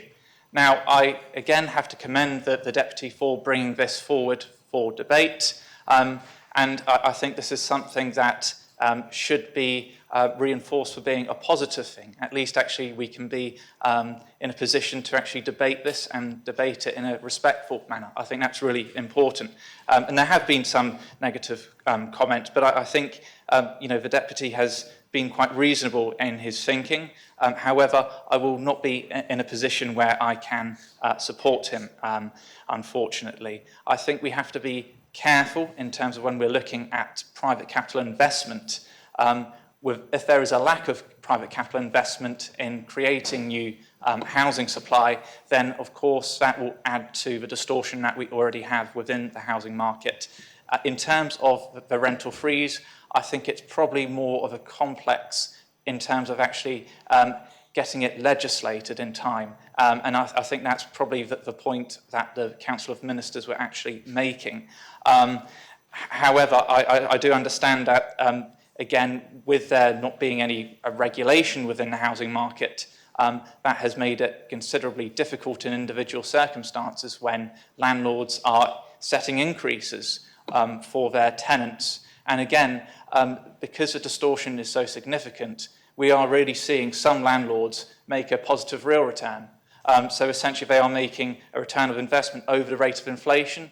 That also will see them have a positive net wealth increase potentially as well. So again, you can see why there is demand focused in one particular area within our economy. But also as well, sir, I think it's important that we look at the dynamics within our private housing market. We need to see our transient population be housed as well. And I think it's one element that we've probably not really touched on so far. We need people to come here and we need them to work.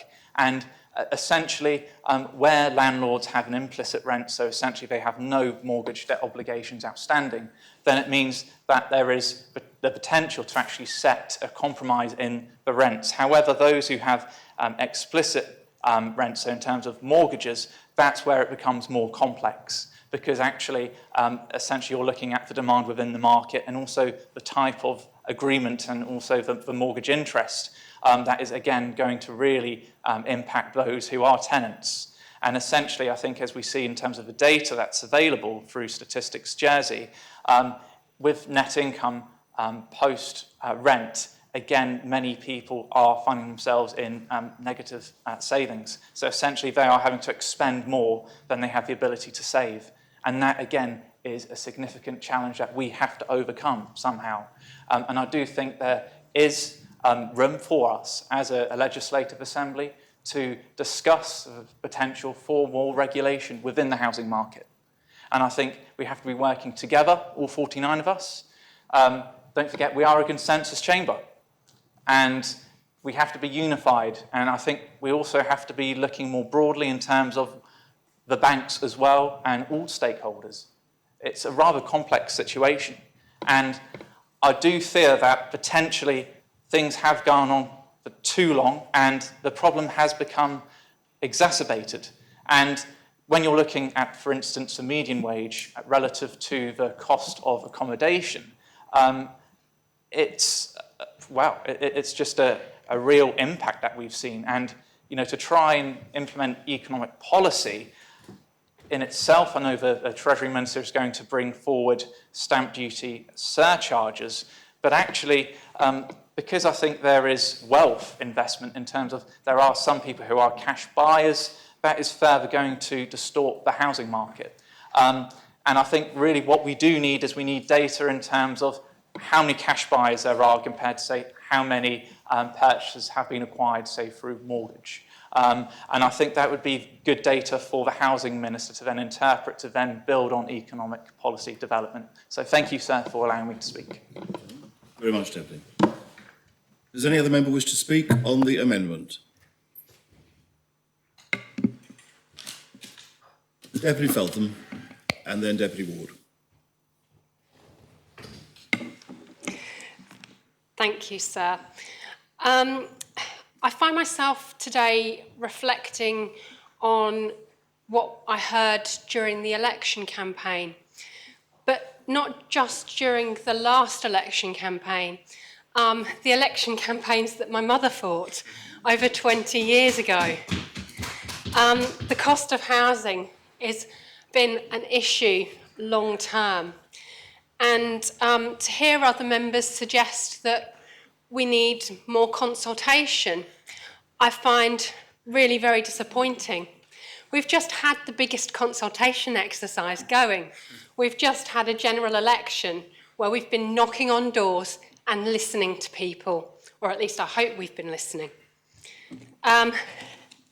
Going back to my mum, and I will wish her happy birthday because it is her birthday today.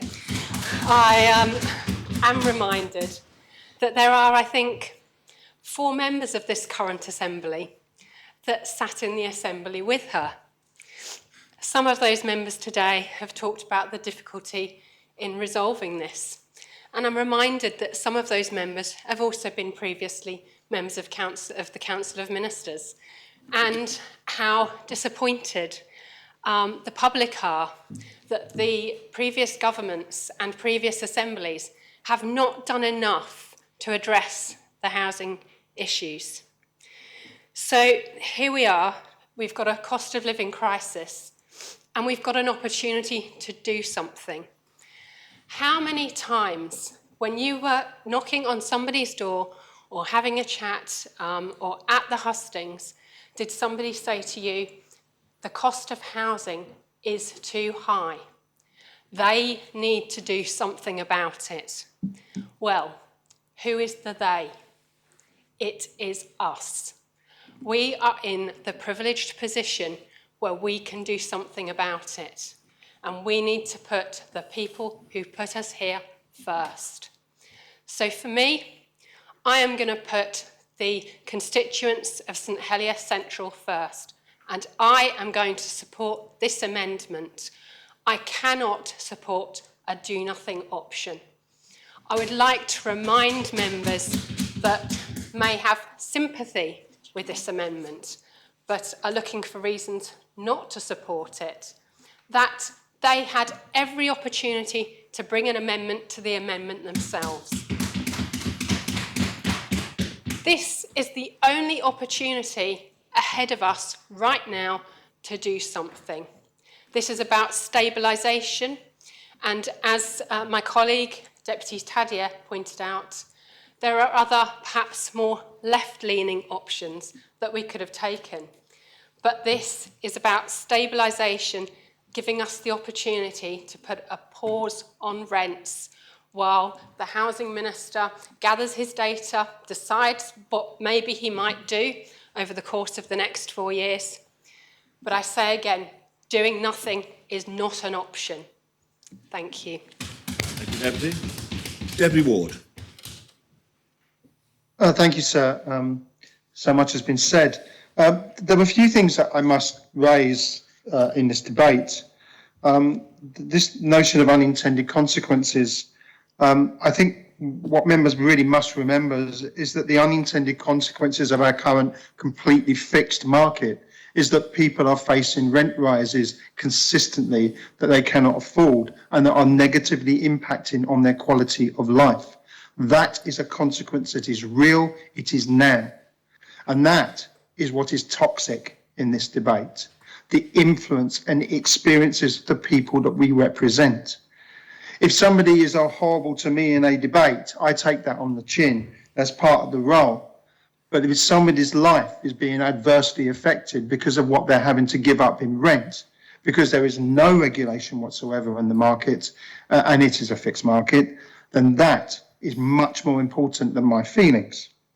And there are some contradictions that we've heard.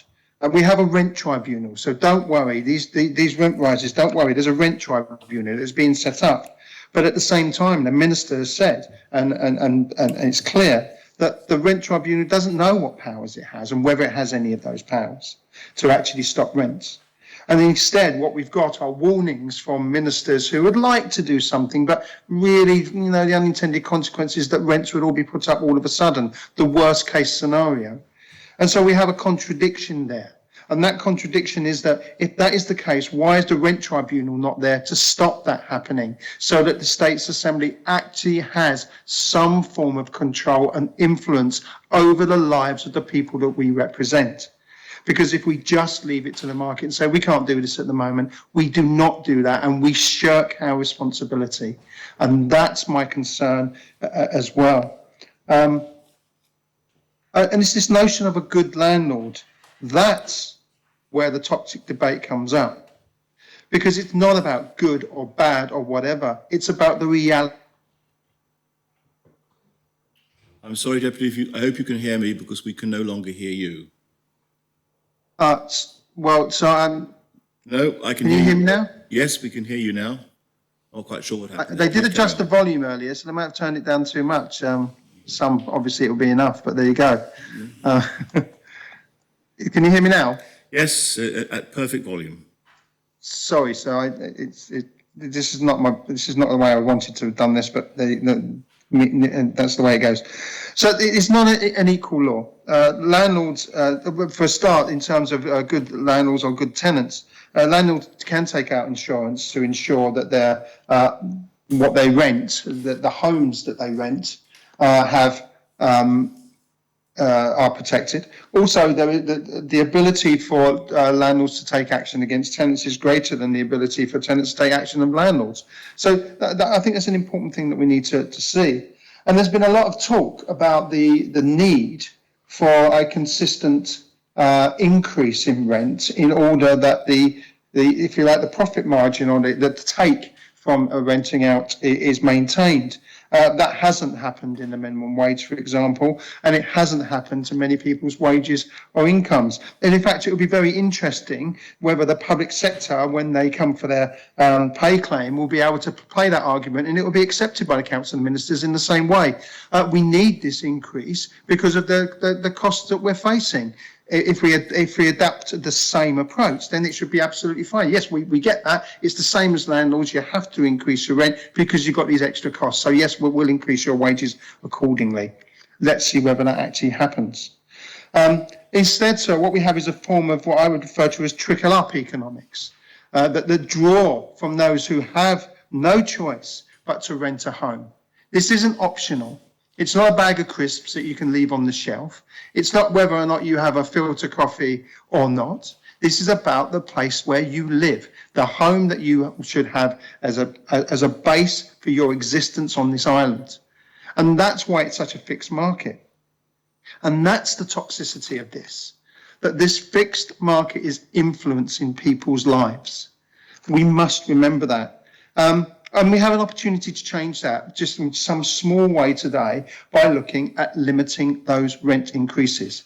It doesn't mean that we're going to cut rents. It still means that people will be paying high levels. And for those who don't have a mortgage, they will still have a significant income. But it means that those rent rises won't increase at a time where there is a cost of living crisis. Because if we don't do that and rents increase, any action taken by the government to increase the money in people's pockets, and there's a debate over that to still be had as to what it's actually going to mean, will it quickly be eaten up by rent rises. Now that needs to be remembered if we're going to have an impact. And it seems to me that some members want to try and determine the parameters for debate.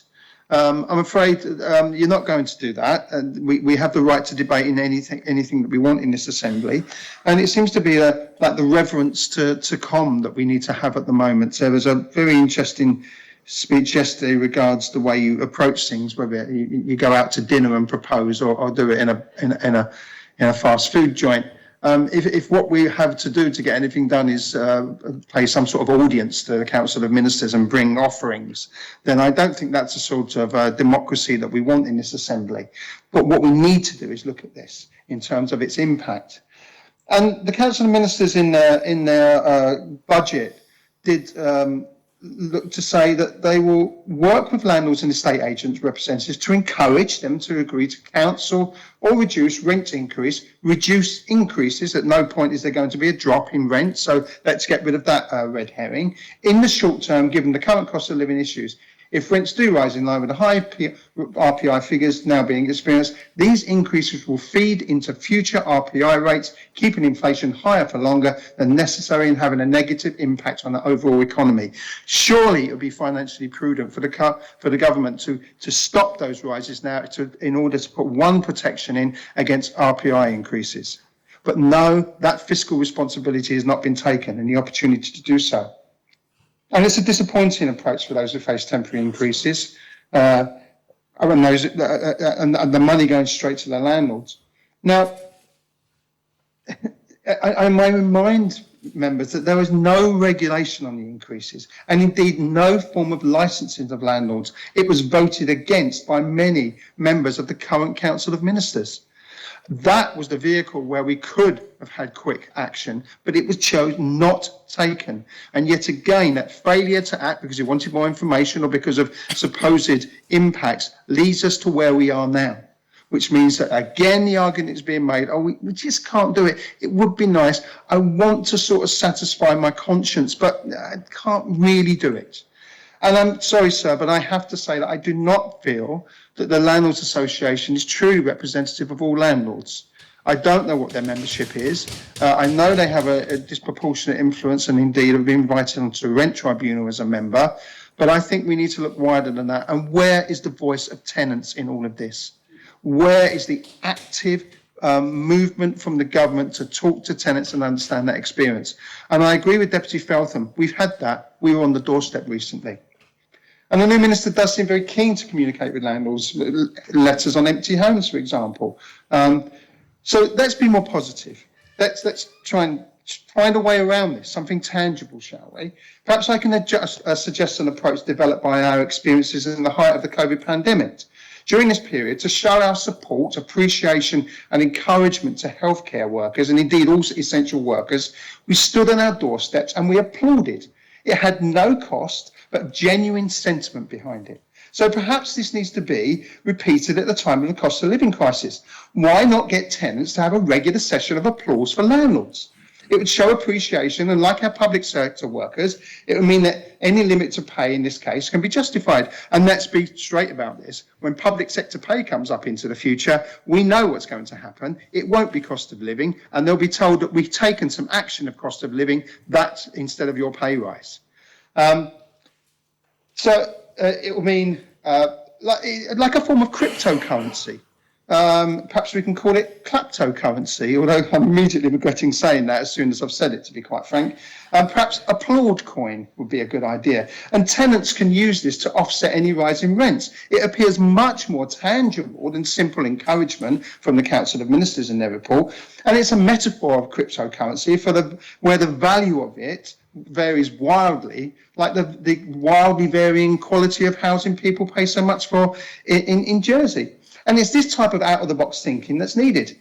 Yes, it's a meaningless gesture with no real economic impact, but it looks good in the media and can be promoted using the government's communication unit. Perhaps large signs with the slogans, "Putting landlords first," with a smiling house emoji and a happy tenant. And we could have a Landlord of the Month award, add it to the Pride of Jersey awards and get the JEP on side. Perhaps separate awards for those providing free parking spaces or accepting children and pets. A category for those providing homes for those on income support. Truly recognise the social role of owning more homes than you can live in an unregulated and fixed market. That's the reality the reality is that we desperately need rent control over rents, both in our social housing and over private rentals. The free market, when it comes to the essentials of life on a small island with limited stock, is a myth. This is a fixed market where the customer, the tenant, have no option but to pay the prices dictated to them. And those who face rent rises will have little option in imposing them. My concerns over the makeup of the rental tribunal is not a personal attack on individuals, and that drawing us into that really negates what we're here for. My concern, it's the underlying principles of genuine representation and understanding, and it's not anti-landlord. It's about fairness and the reality of life for so many who struggle in large part because of rental levels. I have great concerns over the plight of Andium tenants who face huge rent rises after refurbishment of their homes.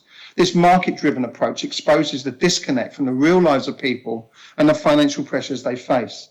Telling pensioners that they can go to income support to help when it rises fails to understand the damage this may do to proud people. I find that difficult, really difficult to think about. And the long-term challenges of reliance upon income support for those on fixed incomes. And it's no good for the Minister for Social Security to say, but they'll be helped by the Citizens Advice Bureau. That system is not something you want to be trapped in as a pensioner. And then there's the circulation of money from government department to state-owned entity. Andium cannot simply be the government's property development arm using the same failed market forces with disregard to the consequences for whole sections of our society. The cost of living is not a holiday home investment opportunity on the coast of the Mediterranean. It's a real experience for so many. I met with those running a food bank in my constituency, right in the heart of our wealthy island. Our communities are increasingly making the difficult but brave decision to use emergency provision. And for information, a bag of essentials includes 2 tinned food vegetables and a soup, a packet of pasta and sauce, perhaps a frozen ready meal, and 1 toilet roll. This is what living on the breadline looks like. There is a huge increase in the provision of hygiene packs, real basics of life that we take so much for granted. And the provision of baby milk is increasing all of the time. And the biggest pressure on their income is rent, without a doubt. And until we have a government brave enough, thoughtful enough, willing to put aside vested interests and genuinely regulate on rents, this will not change. I look forward to the outcome of this debate. And I hope some people who are sat there wondering whether this is the right thing to do and taking on board the arguments, which I think have been so misplaced, because we are here in a new assembly to make decisions, to improve people's lives. The previous assembly was toxic. I totally agree with that. It was unpleasant at times, and that was because the vested interest ran and ran and ran. We have an opportunity to put a stop on that, to put a hold and say, let's do something right for the people of Jersey. Let's stop rent rises for 2 years. Let's implement the cost of living budget. I will support that. Shame about our amendments, but we will support that. Absolutely, because it will make some form of difference. And let's take every measure that we can to improve the day-to-day lives of people in Jersey and make it affordable long-term to stay here. both for young people who want to stay here and build their lives, but old people who have built their lives here and want to have a decent retirement, even though they aren't particularly wealthy. And for those families and middle incomes and people just getting on with their lives day to day, who should not be thinking, how on earth am I going to pay my rent if it's increased? Because that's the reality for so many. Now, I finished there because I'm running out of time. I feel passionate about this because the concentration of housing in the centre of St Helier, where this effect is so great, is there. And I would say to all deputies, if you choose not to do this today, then I hope that you will meet those people who face rent rises and explain to them face to face why you cannot support this limit on rent rises. And any of your constituents who come to me in St Helier, I'll pass them on to you so you can explain that away. So with that, and trying desperately to time this at exactly 15 minutes, I urge people to support this proposition. 1 second over, Deputy, but we won't hold you that. Thank you very much. Does any other member wish to speak on the amendment? Conor St John. Thank you, sir. I won't trouble the clock. Sir, yesterday we heard that Scotland has introduced a rent freeze. Sir, indeed they have, but I believe that's for 6 months and not for 2 years. The Housing Minister said the 2-year proposition wasn't under consideration in Scotland. Well, sir, a 2-year freeze was actually rejected by their Assembly in June, and I believe that we should do the same by rejecting this proposal. The proposal targets all landlords, including all those good landlords who charge below market value. These landlords will also be impacted. In my commercial experience, regular small rises are much better than having a few large increases. And I believe we would see large increases introduced at the end of the 2-year period, and sadly, I believe that some landlords may put large increases before the clock starts to tick. Deputy Tadyer was of the view that mortgages would be fixed in buy-to-let properties. Well, sir, just like other mortgages, they will. But like other mortgages, they will be coming up. They'll be set for different lengths of time, and landlords will have their mortgages up for renewal throughout the proposed 2-year period.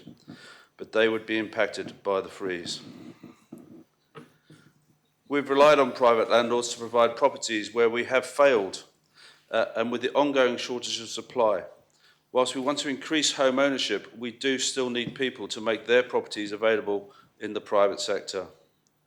We do have the ability to work with the major landlords on the island, such as Andium and other housing trusts, and we should encourage them to continue to be sensible with any increases they make. I believe that Andium have a 4% cap on increases, and I'd ask the Housing Minister, if he's not already doing so, to work with the others in that area to apply a similar kind of cap. The mini-budget is looking at providing support to people during this cost of living crisis, and we should get behind the main proposal to do this and not accept this amendment. Thank you, sir. Very much indeed. Conor Tarp, does any other member wish to speak on the amendment? If no other member, Deputy Alves. Thank you, sir. Over the past 2 days, I've heard my party being called opportunist, grandstanding, for bringing this proposition and other amendments forward. Now, sir, we bring these things forward because this island needs action, and we're listening and sticking to our election promises. This government has not included any real action to what's being proposed here. The only thing in relation to housing in the 100-day plan was bringing forward propositions to create prefabricated homes to address the island housing crisis, which could take quite a while, introducing limits on the number of homes that can be built over 3,000 square feet for a period of time in order to focus on tackling the housing crisis. So that doesn't deal with the action that we need now. We have data. We know that housing costs are a significant percentage of people's income. And it's fact that if you pay more than a third of your income on rent or on housing costs, that puts you in rental distress. Okay. How many times have we heard stories about people who are paying a significant amount in rent but can't get a mortgage for a similar amount? Has the minimum wage kept up with these rises? Well, let's actually look at that. On the minimum wage, after social security and before tax, you'll be earning on a 40-hour week approximately £1,500 per calendar month. A third of that is £500. Good luck finding somewhere to rent for £500 a month. I'm not even sure you can get a garage for that price anymore. I've heard a lot of people in here talk about the pensioners that have got a property that they rent out for an income for their pension. And I sympathise with those pensioners. I know that things aren't easy, especially for that sector of our society. However, I've spoken to local property lawyers, and the problem isn't those local pensioners that have got one property that they rent out to subsidise their pension. It's in fact those pensioners, what they're doing now is selling their properties before they pass away at a discounted rate, this is what the lawyers have told me, to their grandchildren, so that their grandchildren can actually buy somewhere on this island, because they can't. These lawyers have told me that before, what used to happen was that families would help out with deposits, but even that's not enough anymore. What I've been told is that actually the problem is those that are buying multiple buy-to-let properties. Now, I heard that the Minister said that he'd spoken to landlords and estate agents. Well, I suggest that the Housing Minister also talks to law firms and maybe looks at the court property listings. Now, I've heard some stories here as well about bad tenants, and I'm sorry that some of you have had experiences with bad tenants. However, there is, like Deputy Ward mentioned, there is such a thing as landlord insurance. I wouldn't drive a car without insurance. You know, even when you get out a loan nowadays, you can get insurance to cover you in case you become unemployed. But why wouldn't you get landlord insurance? I bought a property, I have life insurance. It was actually a very uncomfortable thing doing a will and life insurance at the age of 25. But I did it to protect myself and to protect my family. Deputy Shearn mentioned what happens in 2 years' time. Well, in the meantime, a lot can happen. The government can bring forward multiple propositions. There are new propositions coming to this assembly all the time that substitute other things that have been agreed in this assembly. That's democracy. That's what happens. There is nothing to stop anyone from doing that. And the Constable of St John mentioned that Scotland had rejected a similar proposition in favour of a 6-month freeze instead. Again, nobody amended this. Anyone could have amended this, but nobody did. The Constable of St John also mentioned something that Deputy Tadia picked up on about fixed mortgages and how these mortgages won't be increasing and that they will be up for renewal. And I'm finding myself in that situation where my mortgage is up for renewal next year, and I am a bit worried. However, my property has doubled in value in 10 years. So what has that done? That's actually brought down my loan-to-value ratio percentage, which means that my interest rates for my mortgage are in the bottom bracket. Now, let's not forget, we had a Housing Policy Board last term as well, who did a fantastic review with a number of recommendations that would help tenants now. Why haven't any of these been fed into the 100-day plan? Again, is this going to be another government that's going to ignore reviews that provide an inconvenient truth? Because those reviews cost money as well, and that's taxpayers' money. Ultimately, so why do people rent? I've mentioned before, most people rent because they can't afford to buy. My property doubled in the 10 years. My wages certainly haven't, nor have my partner's. And if I was to buy my property now, I wouldn't be able to. Even selling it now, I wouldn't be able to buy a property of the same value.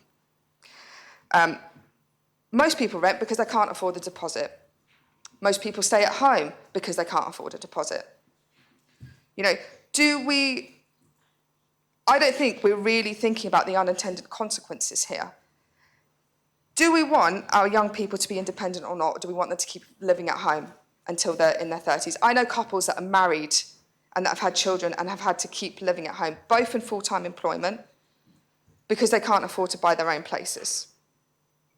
Another unintended consequence of keeping rents high is actually the kind of the ugly face of things, which we don't really talk about and people don't really see, and nobody's mentioned today actually, which is things like domestic violence and people feeling forced to be in environments because they can't financially afford to move out and be on their own. The number of couples that I know that have come together and within a couple of months, or maybe even less, are living together simply because they want a bit more independence and they can't afford to be where they are, and actually it works out, financially it works out better. But when that relationship starts turning, often one of them feels trapped and they can't come out of that. And these are things that nobody has mentioned in this assembly, but I've seen it. And I've had a number of constituents begging me for help, and I can't, there's only so much I can do. So I really think this assembly needs to think very carefully about the real life impact of things that are brought into this assembly. Yes, okay, maybe 2 years isn't ideal, but like I've said, there is nothing to stop anyone from bringing forward another proposition, you know, be it in a couple of months' time or whatever, with proposals that they feel are better. But right now, we need action, because there are people out there suffering, and it's not good enough. Thank you, sir. Thank you very much. Mr. Attorney, your light is on. Is it meant to be on? Does any other member wish to speak on the amendment? If no other member wishes to speak,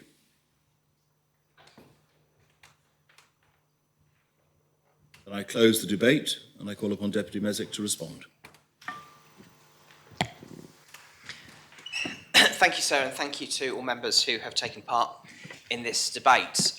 The tone that I wanted to start with was to build upon some of the points that were made by Deputy Stevenson in her speech about how these debates have become toxic, and we can often see that not just on social media but in other interactions that we have with those who've become deeply concerned about this issue of the housing crisis. I'm sorry to say, though, I think that Deputy Stevenson's solutions to that were misguided, and here's why. They've been tried before. It is not the case that we are in this toxic atmosphere when it comes to debates on the housing crisis because we just don't talk to one another enough, because we just don't use polite enough language, or we don't break bread with others and bring them to sit round the table. That's simply not the case. We've done it before and it hasn't worked. So I took part in the Housing Policy Development Board project, which, as the culmination of its work, produced what I consider to be the blueprint for solving Jersey's housing crisis. That exercise involved wide consultations with all sorts of bodies in the island that are involved in providing housing. The political membership of that board was made up of 2 Reform Jersey members, 2 Alliance Party members, although they weren't part of the party at the time. It included 1 other, I would say, slightly left-leaning member and 2 other slightly right-leaning members. It had a majority of right-leaning members, but it was a good body of members that worked by consensus and put this blueprint together. Great job, exactly the kind of approach you would want to see. When the proposals made their way to the floor of this assembly, for political reasons, some members started U-turning at that point. They lost the courage of their convictions there. The process had been great, but it was ultimately the politics that destroyed it there. The other example, of course, was the rented dwellings health and safety regulations, or as it's more commonly known, the landlord licensing proposals, where the ministers who were behind that put more hours into consulting on it than I can possibly recall. I remember so many meetings at the town hall inviting stakeholders to those, largely through the Jersey Landlords Association, but independent landlords as well, very heavily involved in that. There were 2 scrutiny reviews, not 1, but 2 scrutiny reviews. The proposals changed at multiple points along the way because of those consultations. They were so useful and helpful. And again, they reached the floor of this assembly and the proposals were killed for political reasons. So politics is not about the vibe, it's about the substance. It's ultimately a case of us in this assembly deciding, do we have the guts to do something or not? And if that upsets some people from time to time, well, sometimes that's just a consequence of making decisions. There's a quote many members will have heard, which you would probably think was attributed to Winston Churchill, but I Googled it before, and quite poetically, it's actually Victor Hugo who said it originally, who said, if you've made enemies in life, good, it means you stood up for something. And what this assembly is going to, I hope, realise is that the reason that the Alliance government suffered a revenge eviction at the election previously was not because of the language we used, not because of the types of consultation that we engaged with. It was because of poor decision making. It was because they had opportunities to make changes, they didn't, and those decisions were out of touch with the public of the island, who were frustrated at looking at an assembly that appeared to be taken over by vested interests to not introduce things like the landlord licensing scheme, the most moderate scheme you could possibly think of to make a tangible impact on improving rental conditions for people who live in substandard accommodation. They refused to introduce those rent regulations that were proposed in the Housing Policy Development Board. They voted against establishing a rent tribunal, not the rent tribunal in the 1946 law, but a rent tribunal, one that was fit for purpose, and they didn't take the opportunity to do it. What this assembly must understand is that talk is cheap. Action is what matters. And the phrase that really irritated me from the Environment Minister is he dismissed this as carpet bombing when instead what we need is a surgical strike. And I tell him I'd be up for that if he was actually proposing one, but what he's actually proposing is firing a blank. And the problem with firing a blank is you hear the shot and you think, oh no, have I been hurt? And when you check yourself out, you realise actually it was a blank and you can carry on doing what you were doing before.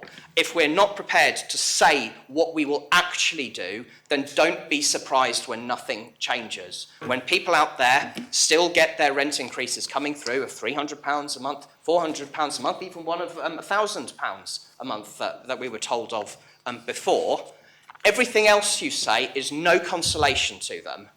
To say, oh, we're going to bring in prefabricated homes, no consolation to those people. Oh, we're going to unpeg Andium rents from the private market, which is a great idea that I support, but it's no consolation to people who live in the private sector, who aren't eligible for Andium homes or any social housing, and who get that letter saying £300 a month increase. Thank you very much. It's no consolation to those. The only thing that would be consolation to those people is some form of tangible action to say we will cool things off for a bit whilst we develop something more reasonable and better that fits into the wider context. So some comparison was made to what's being done in Scotland, where they are introducing a rent freeze, and members pointed out that their rent freeze is for only 6 months, whereas I'm proposing 2 years. There's a very specific reason for that. In Scotland, they are almost ready to bring in a package of reforms to the private rental market, and those are reforms along the lines that I've described previously about the Europeanisation of the rental experience there. They're looking at open-ended tenancies, they're looking at rent stabilisation, all of the stuff that in some European jurisdictions works really well. They're looking at all of that, and they're almost ready to go, but not quite.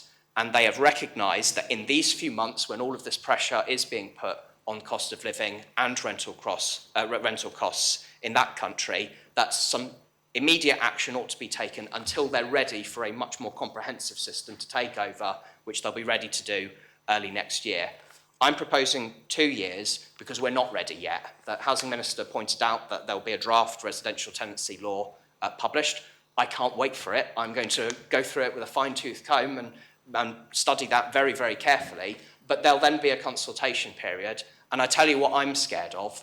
I'm scared of the vested interests getting their say and just one too many members being swayed by their lobbying for it to then end up with what we had with the landlord licensing scheme and other things before, which is eventually, when it makes its way to this chamber, it dies a death, and we end up with nothing at the end of it. So that's why we need to commit to action and not be distracted by the kind of language that we use. Oh, I don't like what he said, or we didn't talk to this body enough. You've just got to have the courage of your convictions and make some decisions at some point.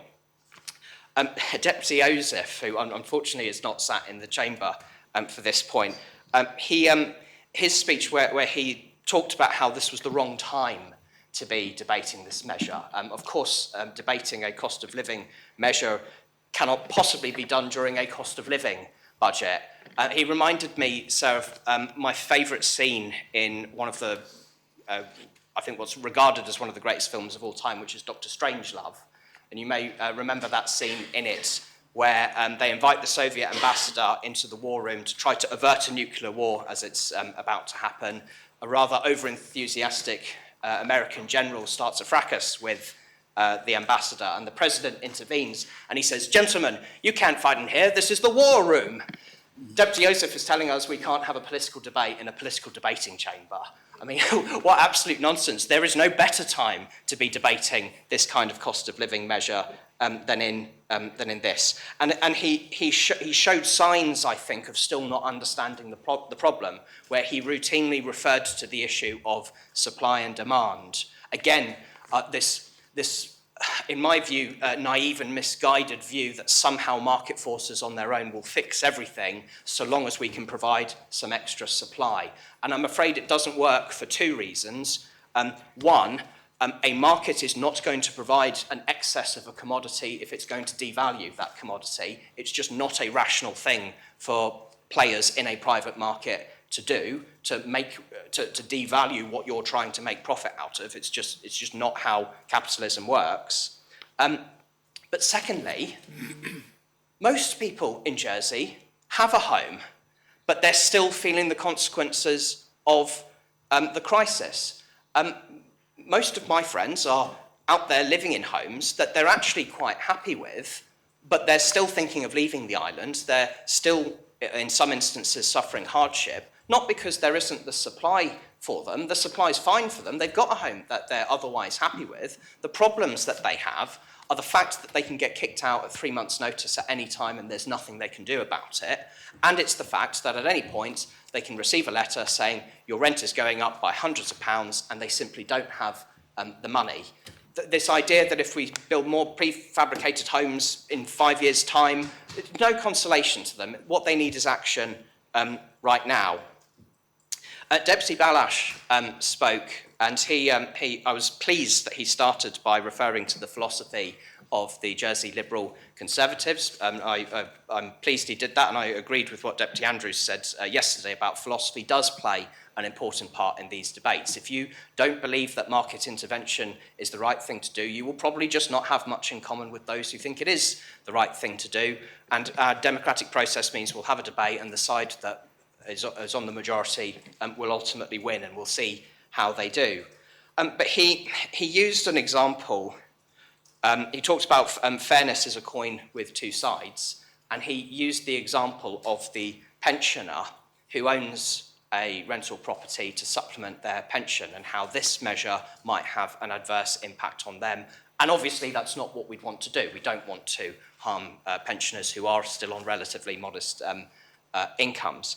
But it ignores the context in which we're having this debate, which is it's the context of a mini budget which contains lots of good measures which will help people across our society. If you are a pensioner who has a rental property to supplement your income, you're going to benefit by the state's pension going up. You may benefit from other forms of support that are due to go up, and you may benefit from the tax allowances going up. The suggestion is that on top of receiving their benefits from the cost of living budget, that they should also be entitled to take away the benefit to their tenants from their cost of living budget as well. To say, oh, they're getting extra income because tax allowance is going up, or this or that. We should be able to increase our rent so we get two lots of the benefit of the cost of living budget. That's not fair either. To say we're all in this together, and that means that some of us won't be as well off by the end of this as if we'd have liked to have been, but measures must be taken to have the best macroeconomic impact. And if that means making decisions which for some people's microeconomic interests is not the best thing, well, it's not our job to try to find a system that delivers the best microeconomic impacts for the largest amount of people if the overall macroeconomic impact is negative. The Housing Minister. Let's get on to that, shall we?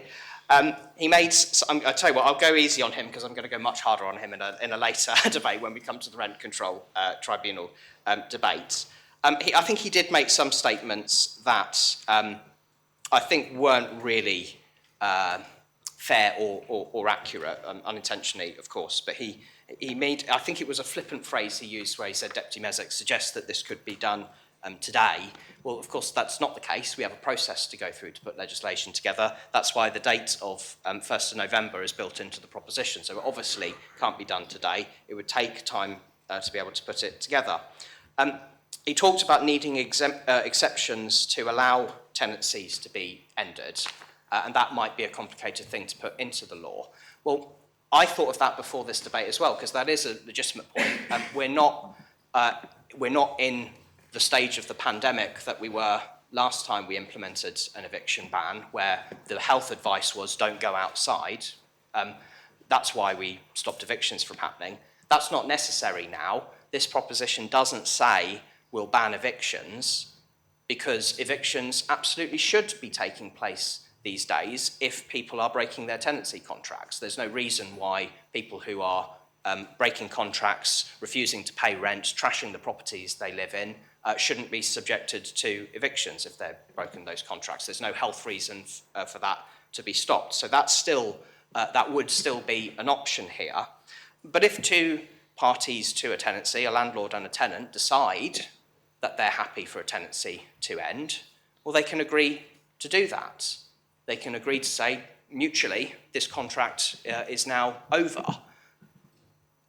But what we'd be taking away is the right to unilaterally issue them with 3 months' notice, where they have no right of appeal and nothing that can be done about it.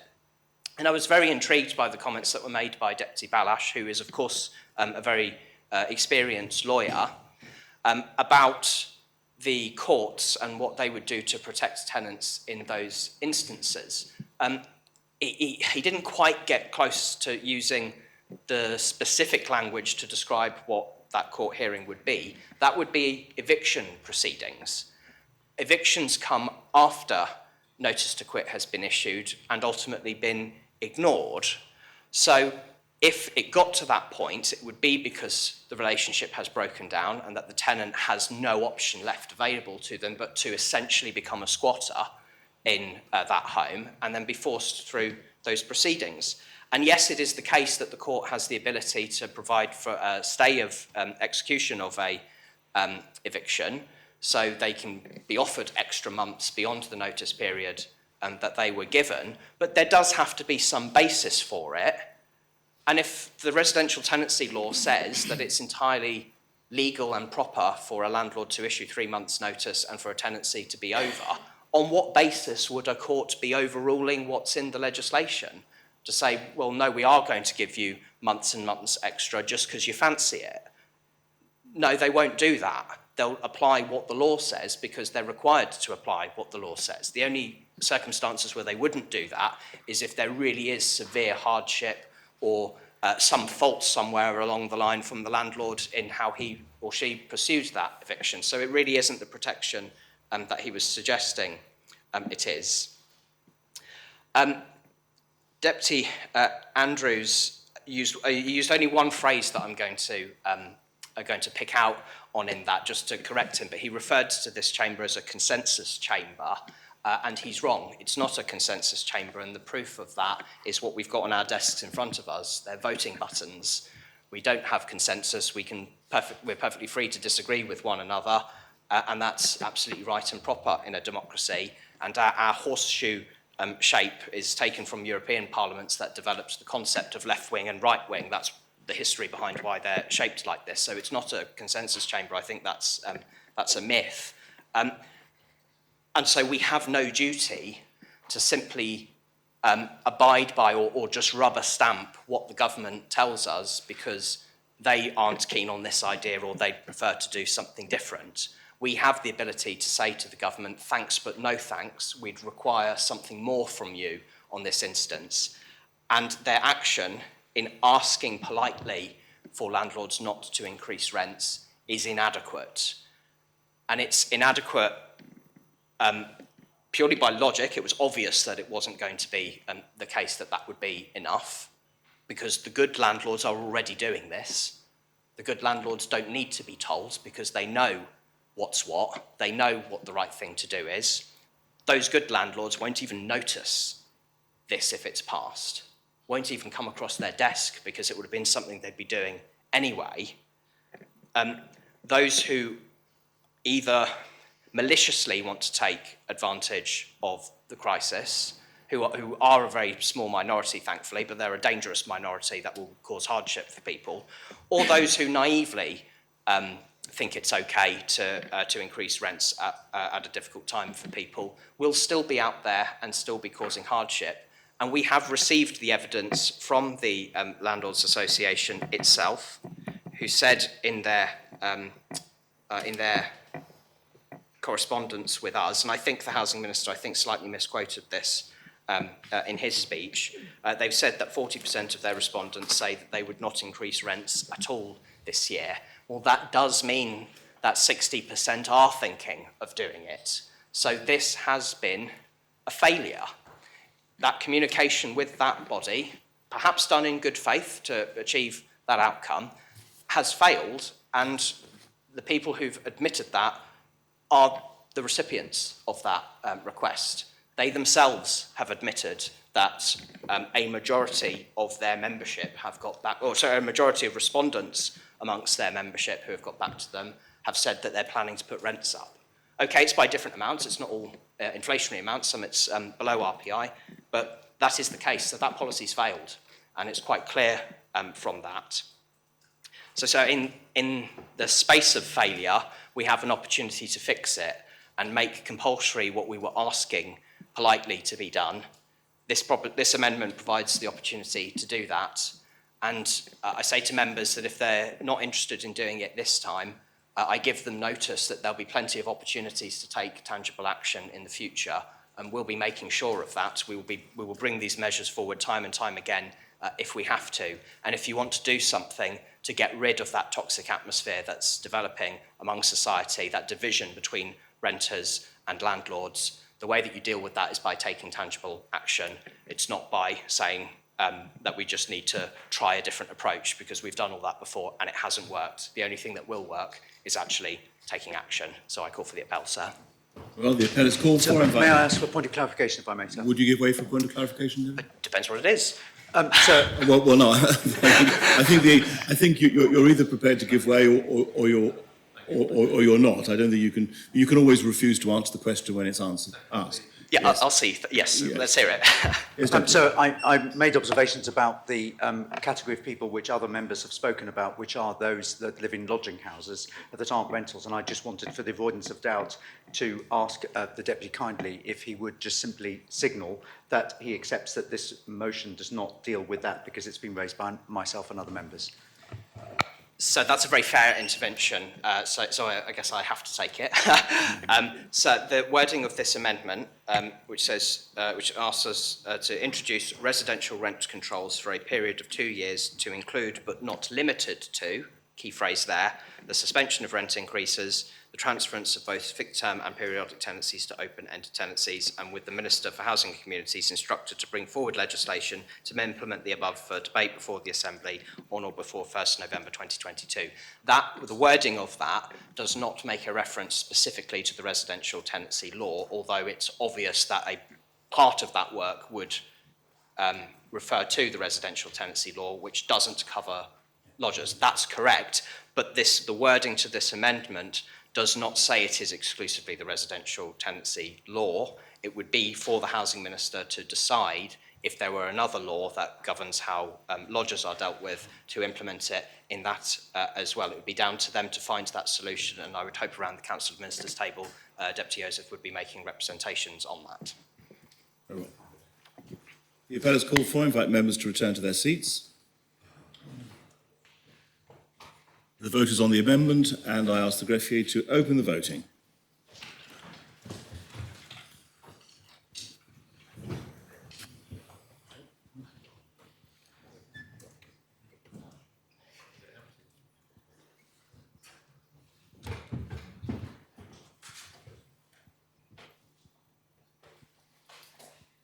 If members have had the opportunity of casting their votes, then I ask the greffier to close the voting.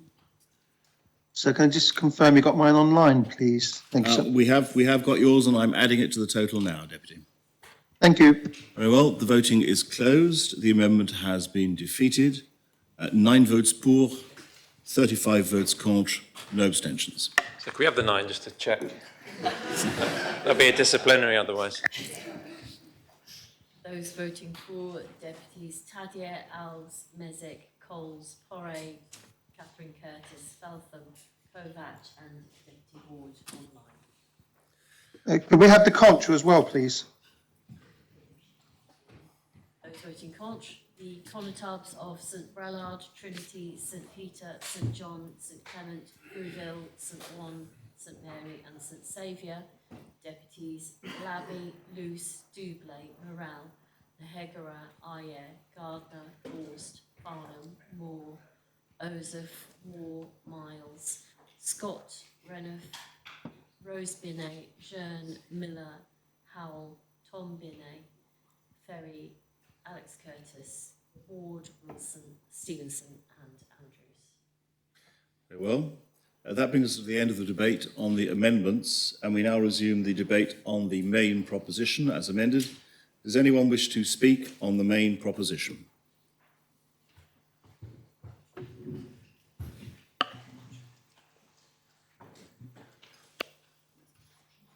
If no member wishes to speak on the Deputy Joseph? So I didn't. If the mood of the Assembly is just to go straight to the. No, I have one other person wishing to speak. Okay, well, I'll make some brief observations if I was the first. So I commend this mini budget to the Assembly, but wish to, in the light of the remarks of the last debate, make it clear that this is a short-term fix for a short-term problem, and that the observations made by a number of members is very clear. That whilst this is a short-term issue in a short-term world, there are some medium and long-term issues that must be dealt with, which is the unqualified, as it was regarded.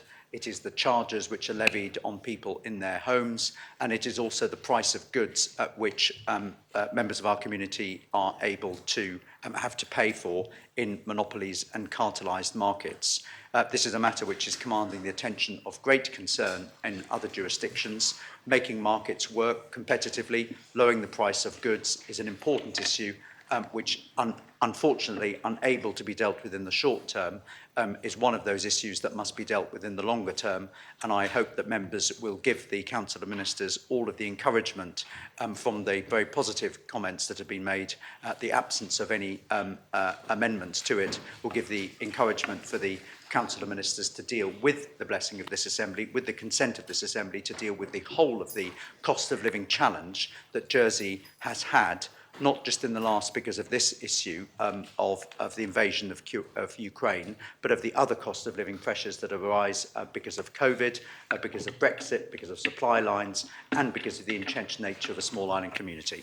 But I wholeheartedly support the Chief Minister's drive to bring this in very early course, and I hope members are going to overwhelmingly approve it, because it's going to make a really big short-term issue in the measures that it's being made, both in terms of tax, social security, and the other measures that it tends to. Thank you, sir. Very much, Deputy Kovac. Thank you, sir. I want to highlight a few points on some of the propositions brought through the mini-budget.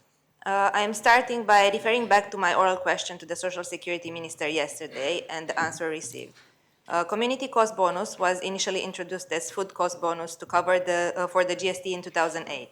Since then to 2021, there were only an average of 1,000 applicants per year, with the Minister informing of just a bit over 600 applicants so far this year, although there has already been some publicity made since the mini-budget was announced. To me, this still highlights the worry that the jump from the average of 1,000 claimants per year to the targeted 7,000 eligible, or even better, to 14,000, if considering Deputy's Feltham amendment passed, looks very difficult to be achieved. This involves an application process to which many eligible people either won't have the time, the knowledge, or could be ashamed to apply.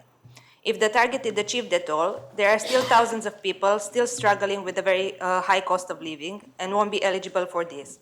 Therefore, I consider that further consideration should be given to more ways of helping the low and middle class population that needs support and won't benefit from what has already been proposed through this or the mini budget.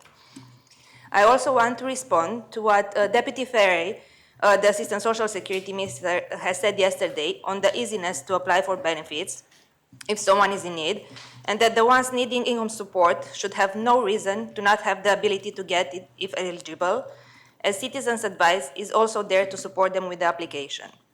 Citizens Advice Bureau are doing a great job in supporting islanders with a range of different problems. However, they are not open 24/7, and not everyone has the time or the awareness to approach them.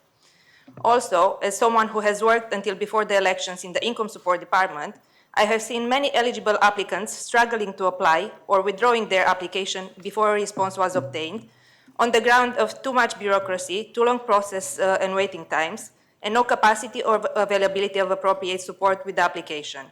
I am also aware of similar issues when it comes to applications for other benefits from the other departments within customer and local services. This comes to show that it's not so easy to apply for benefits, and beside the stigma associated, there's also still a lot of red tape around the process that is putting people off applying, even if they are in great need. Going back to the mini budget proposition to 12% increase to the personal income tax threshold and allowances, I can say it's very welcome, certainly a lot more than some previous years. However, I want to highlight a few downsides to this that should still be considered. What is the actual inflation rate going to be, considering the prediction is to be 2-digit rate, and how much of this actual increase offered would be eaten up by real life inflation? I have seen no evidence that there would be any moderation of rent increases. Therefore, this 12% could be eaten up by rent increase. Wage increases are usually seen to be between 3 to 6%. Therefore, this 12% increase in allowances would not feed through into people's take-home pay, especially for lower paid workers, as salary increase is disproportionate. There has been some criticism about lack of consultation with community organizations, especially like Age Concern. Looking at this, there are many people in the older community that would not benefit, especially if only only on a basic old age pension. In the current economic crisis everyone is facing, there is still a very large number of people struggling that earn above the threshold limits proposed for tax allowance. Even after these thresholds would be increased as proposed by 12% to 18,550 per year for single person or 29,750 per year for married couple or civil partners, the benefit, especially for the ones above the threshold, including the allowances related to children and second earners, is going to go almost unnoticed considering all said before.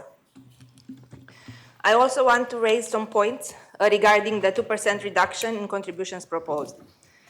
During the COVID pandemic, one of the measures taken was to reduce contributions by employees to the Social Security Fund. I have been looking back at changes that have been made regarding contributions into the Social Security Fund, and I wish to highlight a number of areas where less money has been paid in 2020. P96 per 2020 was approved, which said, the Council of Ministers proposes to temporarily reduce Social Security contributions for 9 months to increase the take-home pay for approximately 55,000 workers and self-employed islanders. And the financial implication of this were the temporary reduction in Social Security contributions with reduced contribution income into the Social Security Fund by about 26 million during 2020 and 2021. Today, we are being asked to approve another 9 million as a reduction in contributions, making a total of 35 million in 2020 to 2022. So, sir, I would ask members to be mindful of this, as while a previous reduction dealt with unprecedented circumstances with COVID, I'm not sure using a reduction in contributions to help with inflationary issues is entirely within the scope of the original intentions of the Social Security Fund, set primarily to fund pensions and benefits for the working and retired members of the community. Also, it is important to remember whose money fund this is. It does not belong to any minister or the Council of Ministers. It is a fund that has grown with sound investment and prudent use, It is not there to be ready to support other things like inflation and cost of living issues. Many people, some still working and many retired, rely on the fund for sickness and other benefits. And pensions are paid from it to thousands of people, many of whom have no other income. My reasons for saying this is the fund currently has over 2,000 million in reserve. However, I would ask members to note that during the pandemic, the state's grant to the fund did not happen over a number of years. In 2020, 65.3 million was not paid. Similarly, in 2021, in 2022 and 2023, an estimated 160 million was not or won't be paid. In total, this is around 300 million that the states, through an annual grant over 4 years, did not pay. And so, although the support given to the community through this is benefic, my reason for highlighting this, sir, are that combined with the reductions in employee contributions during the pandemic and now, as part of a cost of living measures, the state's 4 years break from contributing is going to create a future shortfall and people will have to pay more. A sustainable way to fund the reduction in social security rates could be by scrapping the contributions cap, something that Reform Jersey has proposed on a number of occasions. This would generally also move the burden from those who can least afford it. Therefore, I would like the Minister to give this Assembly some reassurance that she will seek the shortfall of state's contribution to be made good before others, like our children, would be asked to pay more.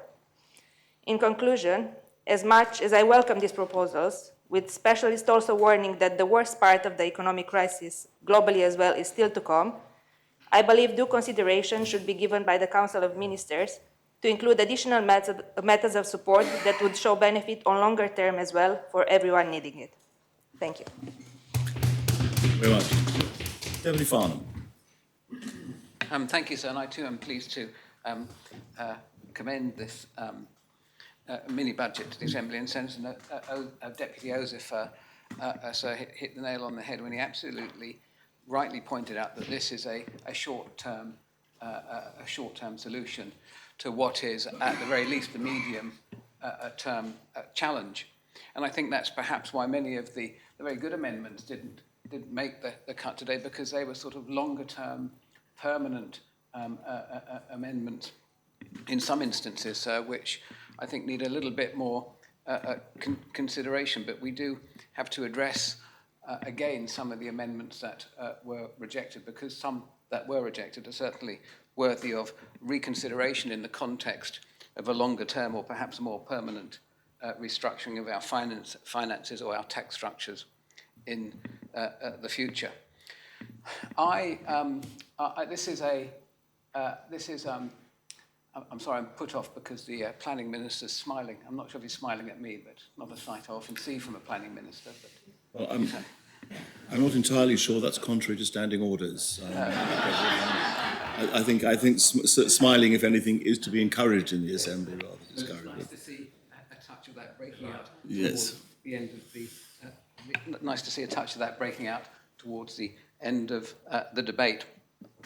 And whilst this is rightly a mini budget for individuals and islanders, I have to be slightly disappointed there's not a little bit more in there to help a business. And I know the Treasury Minister won't mind me sharing a brief exchange we had over the seats here when I said that to him. And he said, yes, but this is a budget for the individual businesses. You gave businesses 150 million of payroll support.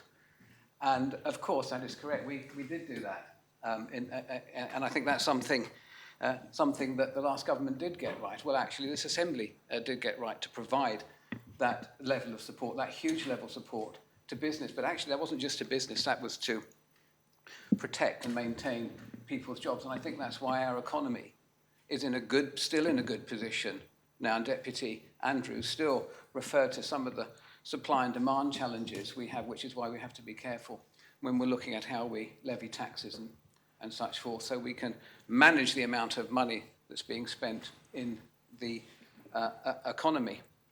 But I would remind members that this is at least a medium-term challenge. Perhaps it will go into the longer term. Inflation is forecast to continue to rise, and businesses. We must remember when we say businesses, we're not just talking about the big Jersey businesses or the international businesses that operate in Jersey, something like 80%, and Deputy Morel knows this because he did a lot of work on it as Assistant Minister, something like 80% of our businesses are small businesses, and they have faced unprecedented rising costs. So, for example, by the time we get to January of 2023, the JEC are going to put another 5% on their tariffs. That's an almost 15% increase in electricity charges between the 1st of January 2022 and the 1st of January 2023. Well, luckily, because of the foresight and the hedging that was put in place by our energy providers, we're not vulnerable to the rest of the UK currently. But that's going to change during the course of 2023 and perhaps into 2024, where we will be more vulnerable. The minimum wage rises and the move towards a living wage is, of course, welcome. It's perhaps overdue, but it is very welcome.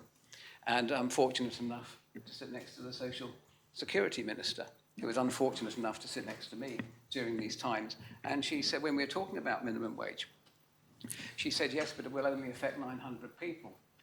Well, great, but of course, I suspect it will mean that businesses will have to completely restructure their payroll because it's not just the people on minimum wage, everybody in the structure moves up. So I suspect businesses will be implementing increases for several thousand employees. And again, that can be welcome, but we have to remember businesses have to find the profits to pay for those increased costs. And of course, that is an element of sharing some of the money that we're giving out today.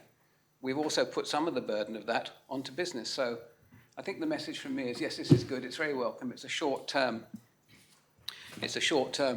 solution, but please, my plea to the Chief Minister and the government is not to forget that businesses will need help in facing the challenge of high inflation and coming through this so we emerge with a strong and sustainable economy. Thank you. Deputy Stevens.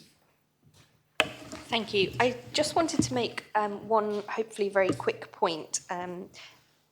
It's hoped, obviously, that we will approve this shortly. And we've heard throughout the conversations over the past few hours and yesterday about how this is an opportunity to put money back into islanders' pockets. But we've also heard how there are already situations where there are more people eligible for some of these benefits than are claiming them, and that is going to widen further. The Social Security Minister yesterday talked about a communications piece of work that will happen around that. But I would just want to emphasise something that was raised yesterday, but we've all got a part that we can play in that. We can all raise that and put that message out there and speak to people about it. The power of talking and sharing is actually as I say, really powerful, not just in getting the message out there, but helping to reduce some of these stigmas that people have started to talk about. So I really just would appeal to members, but also the public as well, actually, to check in on your relatives, your friends, your neighbours,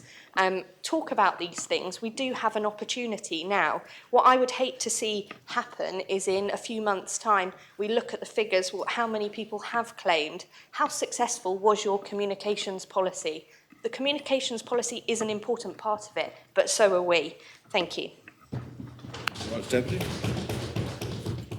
Deputy Tadier. Thank you, sir. I don't think I congratulated Deputy Stevenson on her election, and indeed on many of the new members who I've not managed to speak to. And I was particularly struck by the comment that she shared with us during one of the amendments, that when she was on the doorstep, she was asked the question, "Are you a landlord?" And that was repeatedly asked to her. And she's come to the conclusion that there's a toxic atmosphere in politics and that needs to be changed, presumably, and a better way is the way to do it, maybe both in official name and in what it means. The problem is I would prefer to look at why people were asking her that on the doorstep. And I don't think they were simply asking, "Are you a landlord?" I think they were asking, "Are you the same as the other lot who came and knocked on my door 4 years ago and who maybe ended up in government?" Indeed, there was one of them who was a very vocal and prominent advocate of the Landlord Association. And I only mention that, I know we've had that debate, I'm just alluding to that in the greater scheme of things. And I think they were really asking, are you more of the same? Can we trust you? Many of us have stopped voting and we are not sure if we're going to vote this time. I may be voting, but I just want to know that I'm not going to waste my vote again because I got fooled last time and I don't want to be fooled again. And I think for many of the public, the jury's still out on that. And I go back to the old political adage. I see everything in this assembly panning out exactly as I thought it would before the last election. Maybe the French adage is plus ça change, plus ça reste la même. I also think of the other intellectual, the other thinker who said that you have pessimism of the mind but optimism of the will. A bit like Sisyphus coming back to the hill, pushing up the boulder, realising that you've just got to keep doing it again and again. But without wanting to be too, exposing you to too much voyeurism of my mind, I'll probably get back to the point. That is, I don't think that this mini-budget does address the fundamental issues. Now, we say this is an emergency budget, but we should know about the way that economics works. I think it was Gordon Brown who claimed to have fixed boom and bust. Maybe I misremember that. But we see ourselves again in the cycle. We see ourselves in that cycle where every so often this thing happens again and there's something called a recession. And it's called an emergency for working people who can no longer afford the cost of living, whether or not they're renters, they own their own places. Housing costs go up, heating costs go up, fuel costs go up, the price of food goes up. And I think it's really important to remind ourselves that not everybody loses during a recession. The reason that there aren't any fundamental changes to the system is that it works very well for certain people. And its governments remain in place because they're co-opted to do the bidding of those people for whom it very, very well works. Not just the people, but the corporate structures. So as it ever was in Jersey since 1948. That's what the Assembly, I believe, is ultimately here for, and nothing has fundamentally changed. So when we look at this budget, there's certainly some things which I will be voting for. There's some good amendments that have been adopted, and I'm really pleased that Deputy Mezek was able to lead our project for the living wage, which has now been adopted by the Social Security Minister and government. That's a positive. But as she says quite rightly, it will affect 900 people. That would be really important. But there's the whole rest of the community that we need to look at.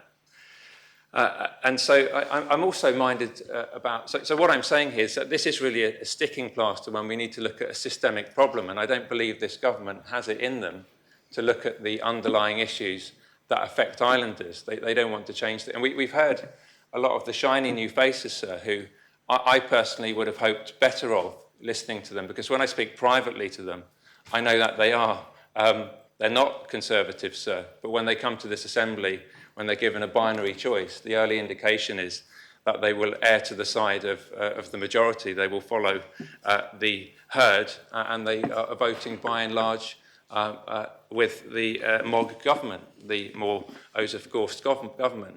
And the reason I say that that plus ça change is because I'm fascinated when Senator Joseph stands up. I mean, I was worried during the election period that...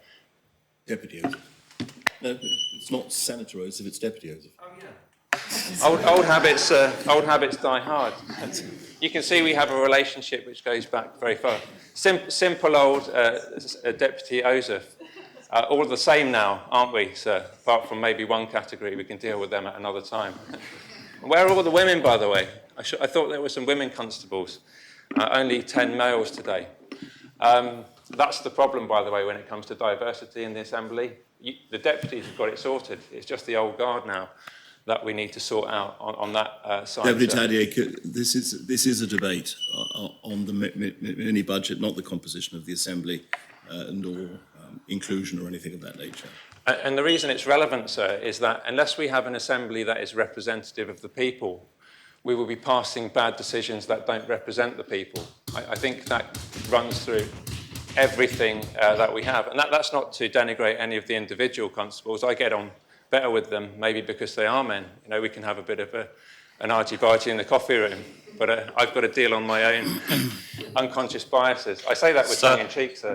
Point of order. Yes, of we are course. meant to be kept on a relevant line towards this debate. Well, I had attempted to I do so appreciate rather than in the last interjection, but it appears to have not been entirely successful. If you could stick to the relevance points that we're Thanks, sir. supposed to be debating, And Deputy this is Taylor. how it starts, sir. 15 minutes are introduced to curtail what members can say, and then it's up to people to decide whether what you're saying is relevant. Now, this is relevant to the debate.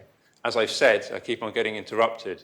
If we're not a representative assembly, and whilst we may have lots of women in here, and we've got a great assembly, I look forward to working with all the members, we still have an assembly which is predominated by landlord and the landlord interest, by finance. And until that fundamentally changes, and until we have ordinary people getting voices in this assembly, they will find themselves needing to come out on the streets. And what I predict, actually, in the next few months is that we're going to see some of that take to the street. Because if you can't achieve what you need to through democracy, as we know from the Corn rioters, they needed, even though it was over 250 years ago, the church warden from Trinity, nonetheless, not a radical, somebody who himself had some questions to answer about his activities in America. He needed to come down to town and lead a group of people to come to the Royal Square to demand change, sir. And I believe the people of Jersey also need to do the same today, and they need to demand better, and they need to demand real change from the government, not just sticking plasters from the policies which we're seeing coming forward today, sir. Deputy Scott. Sir, I would like to assure Deputy Tadia that I know who I am representing. I'm representing people who actually need help, who actually need constructive help, who don't need to just have me grandstand in any way, but actually to look at what's being put before the States Assembly and to think, does this work? Can I improve it? Can I improve it in this time? This mini-budget is a quick fix. It's been presented as that. I would call it rough and dirty. I'm sorry, it's perhaps not a parliamentary term, sir, but I would love to change it in lots of ways, but none of us had much time. I'm a new member. I'm not an actual member of a political party who actually knows process, who actually knows that sometimes it's better to withdraw an amendment, work on it again, so you can pull it in so it won't be rejected for 3 months. I'm not somebody who's trying to promote a political party.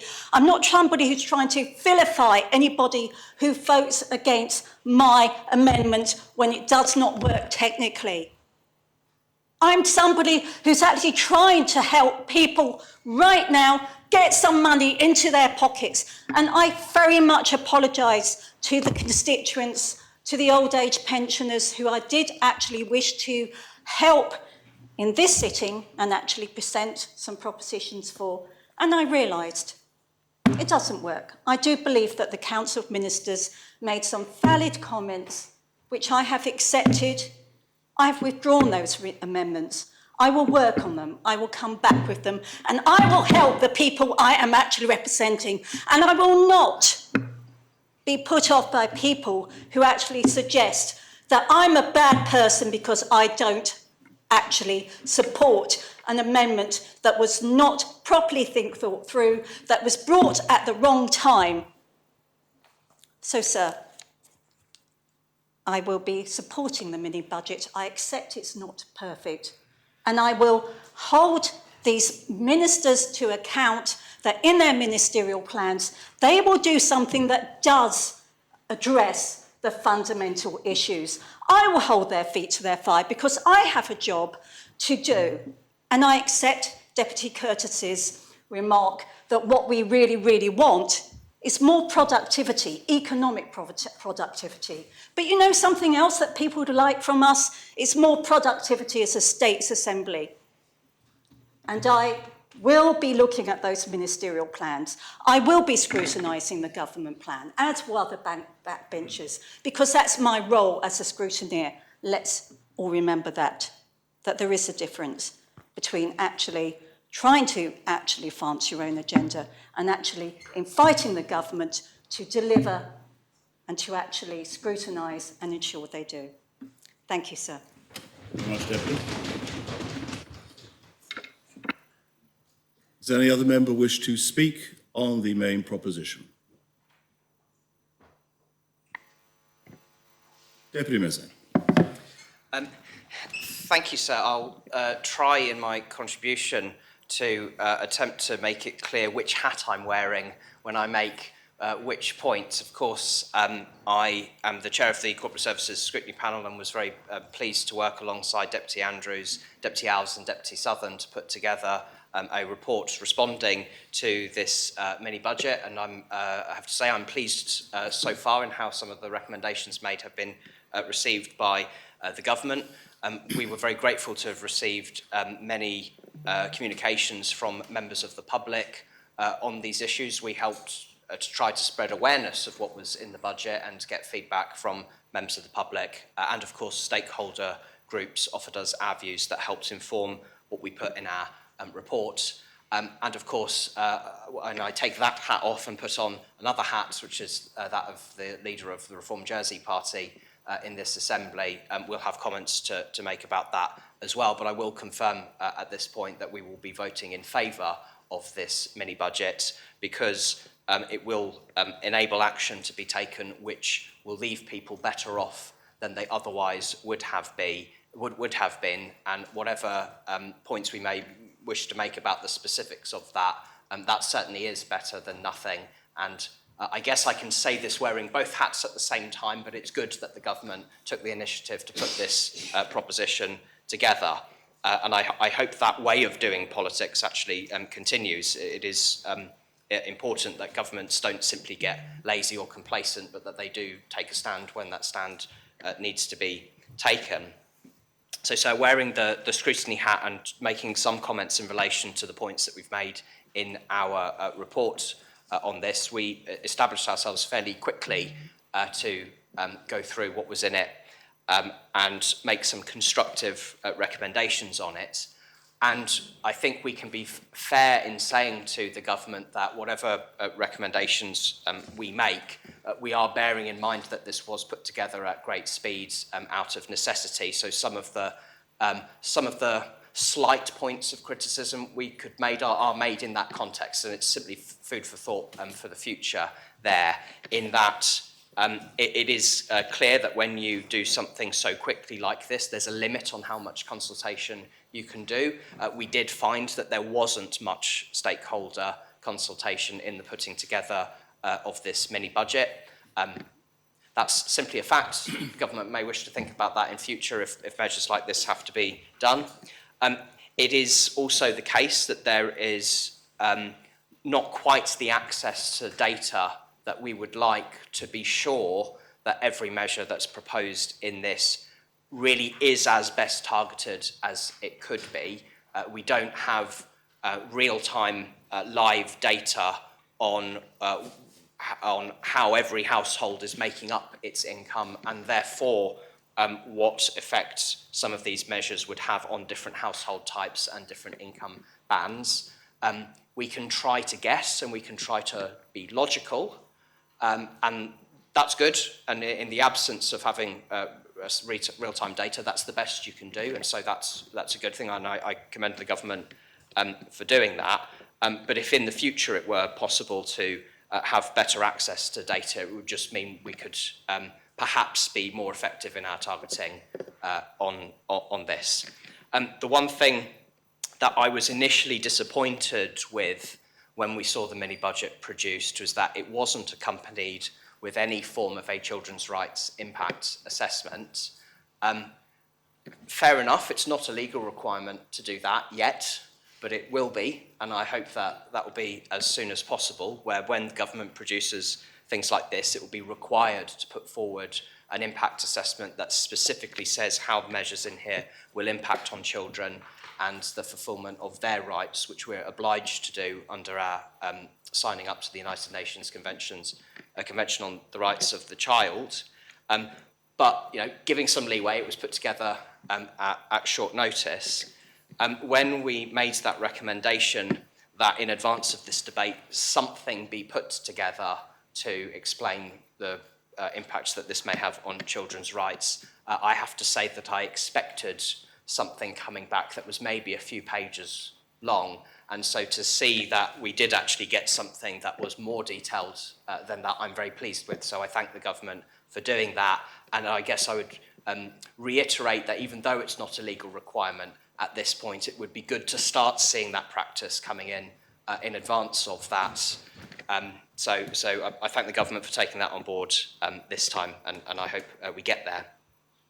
Now, the real point that I was disappointed with is in the course of our engagement with ministers on this, we asked a long series of questions about the process that had been undertaken to put this together, about how measures were targeted, and what alternative measures were considered, and all of that. And the government provided a very helpful response in the form of a letter that went through everything, and it was pleasing. We noted some comments that were made in it to do with the impacts that this would have on inequality in Jersey. And I said when I stood for Chair of Corporate Services that the issue of inequality would be one that would certainly be on our agenda. And so we did ask the question, what consideration was given to how these measures would impact on inequality in Jersey? Because, and this is actually despite what Deputy Osif said, not everything in here is short-term. I don't know why he kept emphasising that. He is wrong there. Part A is not short-term. Part A is permanent, unless there are secret plans to withdraw those tax allowances in future, which I hope there aren't.